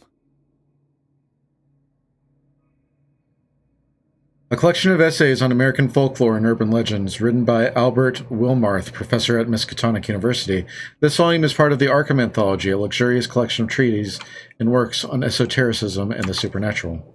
How many volumes are there in this collection? An ancient Frisian manuscript translated by William R. Sandbach. The text claims that in the distant past, Europe and other continents were controlled by the mothers of this people, and moreover, that our alphabet is derived from the Frisian language. This volume is part of the Arkham Anthology, a luxurious... Another volume by Arkham Editions. Opera in 8 acts by Benvenuto Ciete Brodighera, an infamous lyrical work published in Italy in 1768. It is said that the opera was performed only once, resulting in an audience riot that left several dead and missing. This volume is part of the Arkham Anthology. Arkham Editions? Never heard of him. A collection of long-term astrological predictions written in verse, written by Nostradamus, translated by E. Leone and Theophilus Widebridge. How many volumes are there in this collection? A book of spells supposedly written by the legendary King Solomon. It contains various rituals of invocation and rituals of curse. Reedition by Claudia D. Waits, based on L.W. de Lawrence's original.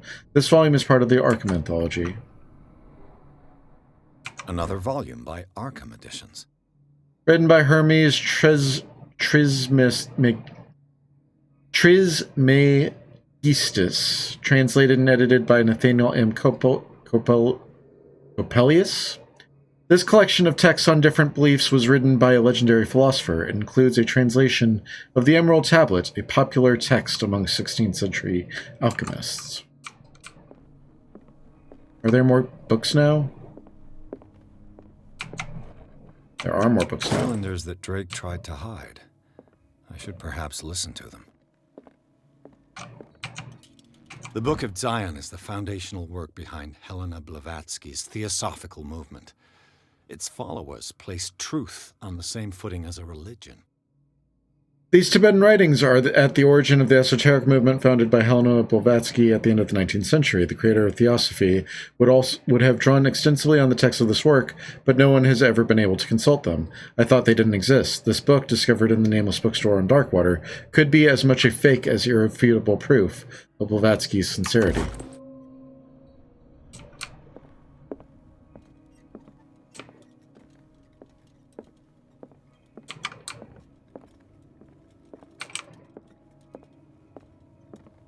I'm really sorry, guys. You put a nerd in a bookstore, and it's just going to be like this.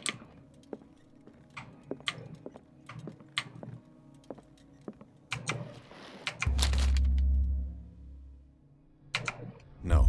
Oh, no. I want to read it. I want to read it. I want to read it. This book contains unholy knowledge. Malleus Bestiarum. This collection catalogs and classifies creatures that I had never heard of, divinities from the stars, creatures capable of traveling from one dimension to another. It presents itself as the reference work on the bestiary of the myth, without giving details on the mythology to which it refers. Its pages are recovered with phantasmagorical illustrations. Cthulhu will remember that. We didn't get to explore in here. In the 19th century, as the American whaling industry reached its peak in the rest of the world, whales gradually disappeared from the waters surrounding Darkwater. This phenomenon appears even more mysterious because, up till then, the region was favored refuge for the cetaceans. In 1847, after months of pursuit, Scylla returns to port with a gigantic creature on board. Its crew asserts that the sea monster had eaten all the disappeared whales. After a night of ferocious combat, the survivors managed to drag the beast onto the whaling ship.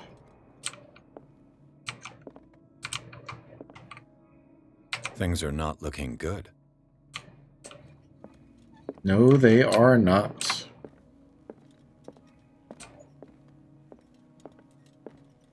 Alright, let's listen to the things. And these red drops, like precious stones, lie fixed, set in divine gold. To be the guardian of the Grail does not protect me from its attractions, Henry.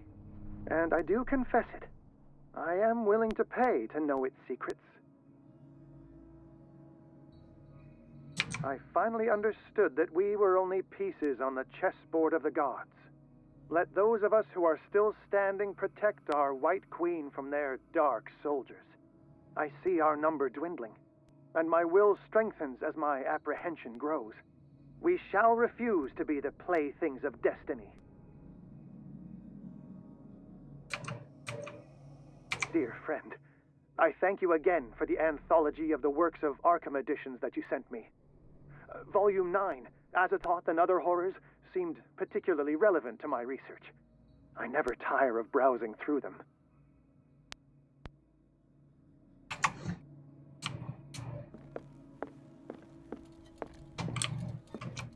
So these are the volumes that Drake was talking about in his message. 1. What did Drake say about this collection? 3. Drake talked about a particular volume. 2. So these are the volumes that Drake was talking about in his message. 6. What did Drake say about this collection? Is it 8?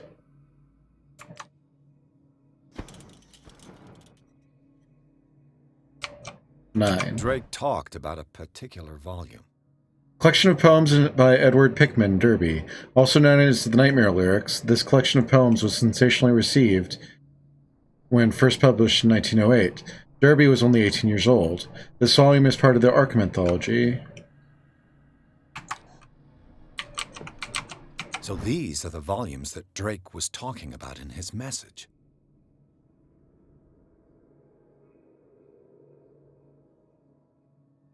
What do I do with this? Azathoth and Other Horrors.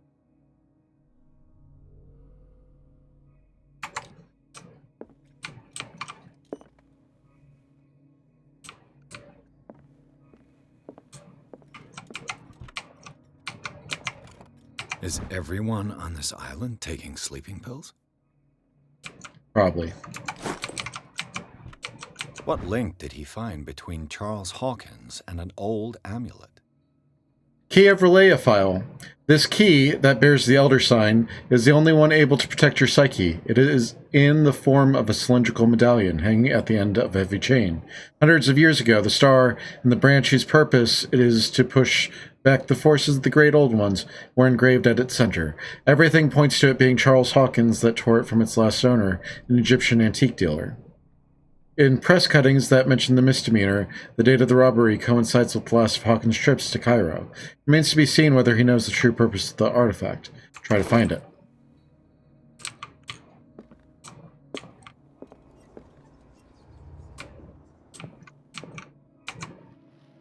Drake left instructions on how to find the combination of his safe. A page seems to be hidden here. It is possible to read. If somebody finds these memoirs, there will be no doubt that I am in serious trouble. My last and only hope is that my body and bones are still on this plane of reality, in order that they be recovered and burned. The funeral urn must be given to my dear mother, if she is still of this world. The following message is of capital importance. Whoever reads these lines and demonstrates acuity as sharp as mine can hope to gain access to my most precious possession. It lies within my safe, and the clues for the combination are to be found in 3 cylinders, each hidden where life and study combine in the Greek world. Each cylinder is numbered, even if, as the celebrated author says, order is the pleasure of reason, but disorder in the delight of the imagination. Indeed, despite my preference for organized chaos, I must admit, reason usually prevails in the end. If by chance a person, or should I say a genius, was to match my intellect and find the combination of the safe, I would ask that they deliver its contents in the safekeeping of my friend and colleague, Professor Armitage of Miskatonic University.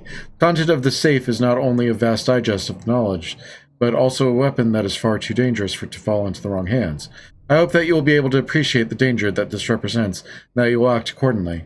In any event, I may neither be there to guide you, nor suffer from your actions.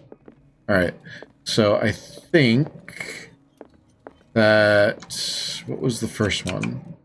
And these red drops, like precious stones, lie fixed, set in divine gold.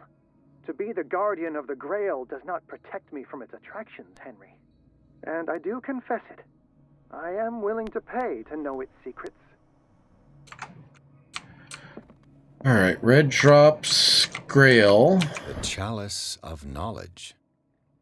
1, 2, 3, 4, 5.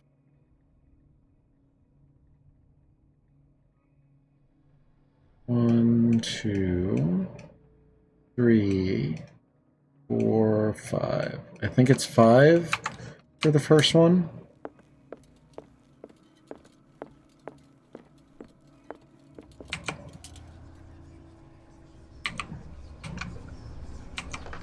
No. Rotate. 5.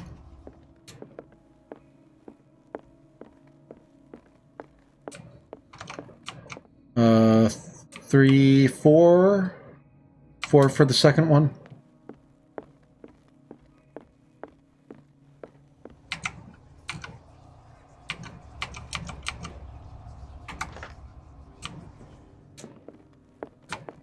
And then 9 for the last one.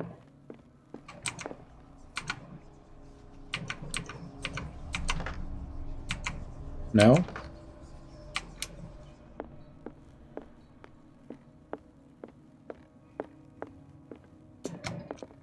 The Chalice of Knowledge. Goblet seems to be very ancient. It seems to be made of gold and decorated with real precious stones, so the rubies and sapphires make up a specific motif.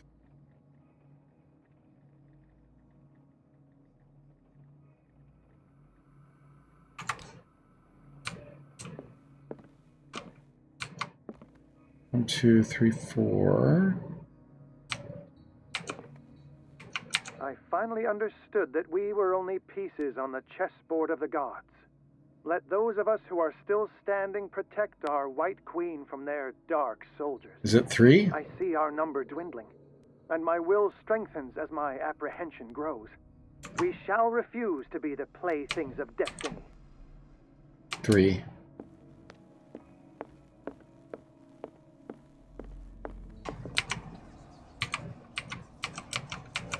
There we go.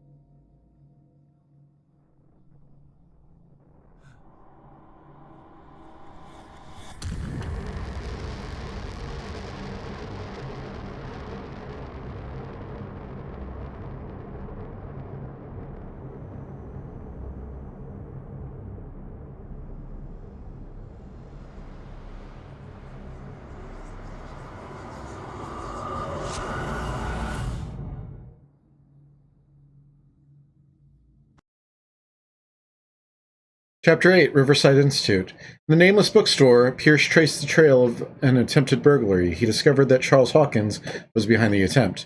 Pierce opened the bookseller's safe to find what the latter and Sarah Hawkins had hid there. A book covered in human skin, light inside, irresistibly attracted the detective.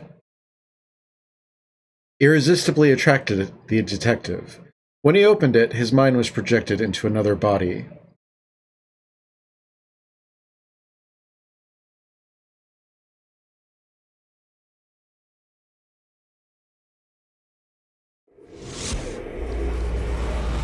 Dr. Colden, this man's condition is deteriorating.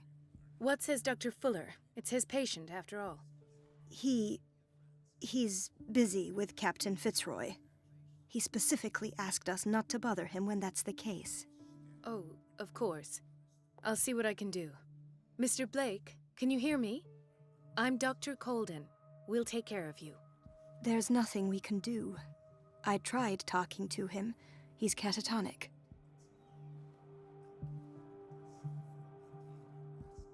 What can you tell me about him? He was highly agitated an hour ago.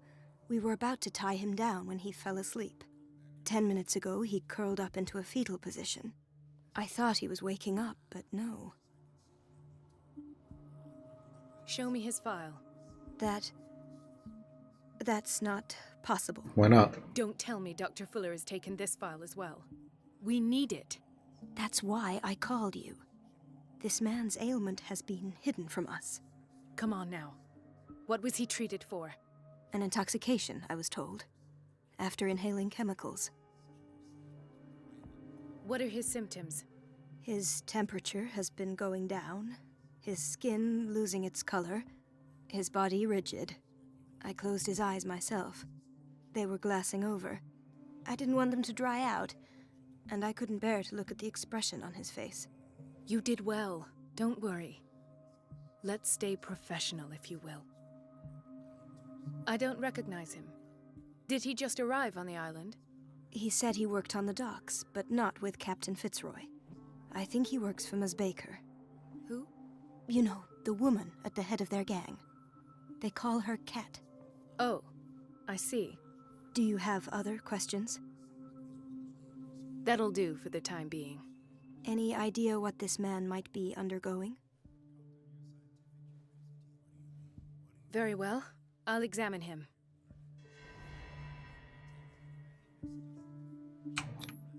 "30-year-old subject. Severe hypothermia. Erythematous papules around the eyes and eardrums. Necrosed palpebral tissue. Lord, this smell. His skin shows abnormal loss of color and seems dried out. He's totally dehydrated. His fingertips and toes seem to feature a slight ring under the skin, tender at the touch, slightly sticky. Severe malnutrition. Swollen abdomen with traces of petechia. Doesn't seem like an edema. Slight protuberances seem to indicate the presence of a foreign body. So, Doctor, an opinion? I'm not sure I have the necessary knowledge to treat this man. Don't say that. You're our most worthy doctor after Dr. Fuller. Some of his symptoms are beyond my comprehension. What did you find? Did you examine his abdomen? It would seem there's something inside. He hasn't eaten in days. Are you certain it's not an edema? No. Can't you recognize an edema? Pushing with your finger won't leave a trace. And look at these bumps. It's not like he could be pregnant. Whatever it is, He could be. This man has something inside him that shouldn't be there. We should operate on him at once. Dr. Fuller said not to worry, that the edema would go away by itself. You know, I'm not sure Dr. Fuller is telling the truth. Right. In spite of the muscle contractions, his arms seem limp. Yes. They can't have decalcified, not at this rate. Unless something was... If there is a bone in this arm, it's softer than that of a newborn baby. What about his cranium? It's soft at the touch. It does seem like the skull of a baby. As if something inside him were eating all of his calcium. Growing at his fingertips. What can be happening? I'm sure you'll find an explanation. You have to. I see signs of hypodermoclysis, but he's still dehydrated. When was his last IV? He's constantly under perfusion. I've even gone beyond the recommended dose to no avail. And you won't believe me, but when we bathed him earlier... He seemed to feel better? Yes. Like he needs an aquarium, not a perfusion. But that doesn't explain his condition. Salt water. I almost don't believe it myself, but these symptoms are not those usually associated with the human species. What do you mean? Don't tell me you believe in extraterrestrials. No. Subterrestrials. This poor man is from our world, all right. But his body is undergoing unnatural mutations. And this transformation is killing him. His body simply can't cope. Where could he have gotten such an infection? I pray that it's not here. Dr. Colden, may I know what you're doing to my patient? What I'm doing? How about what you've done to him? Let us calm down, my dear Marie. I don't appreciate your tone, nor your insinuations. I've done to him what I do to all my patients. Provide him with the best available care. Your imagination is without limit. It's your homemade drug again, is it not? Those people are not your guinea pigs. Put a parasite inside him, didn't you? What have you seen to put you in such a state?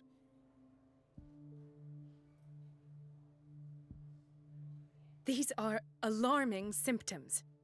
If we don't act, he'll die. Do you believe that? I'm not as convinced, you see. I even think this man has a strong chance of completely healing from his ailments. No, Doctor. This patient isn't himself anymore. He's dying. Really? What do you mean by isn't himself? He's changing. His physical characteristics, they are more animal than human now. Fascinating. An animal, you say? Could you be more precise? Cephalopod, perhaps? This amuses you. Your reaction does. I know your thirst for knowledge, Doctor. It's your innocent worries for this man that have you overreacting. For this man, and the others whose medical files you've been hiding. I have to protect my discovery. These people owe me their life, but the world isn't ready yet. It will be, in time. I will not let you do this. You disappoint me, Marie, but I still have hope you'll one day share my point of view. In the meantime, take care of your own patients and try not to forget who you're dealing with. Was that a threat? What did he mean? That was a threat, all It was right. a warning. Dr. Fuller is this institution's founder and one of our profession's most influential voices. My word is of no weight against his. If I continue to protest, I will only ruin my reputation and career. It's scandalous. Can't we do anything? Is there no evidence of his crimes? Oh, that evidence exists. I'm sure of it. I need to find the missing medical files. And where would you find those? In his office? What if you get caught? I'd rather not think about that. I'm counting on your discretion. Of course, Doctor. You can count on me. I'll keep Mum. All right. I need sleep. I'm going to call it there. I may be back in a minute, or I may be back in the next video, depending on how long this playthrough is. Night, y'all.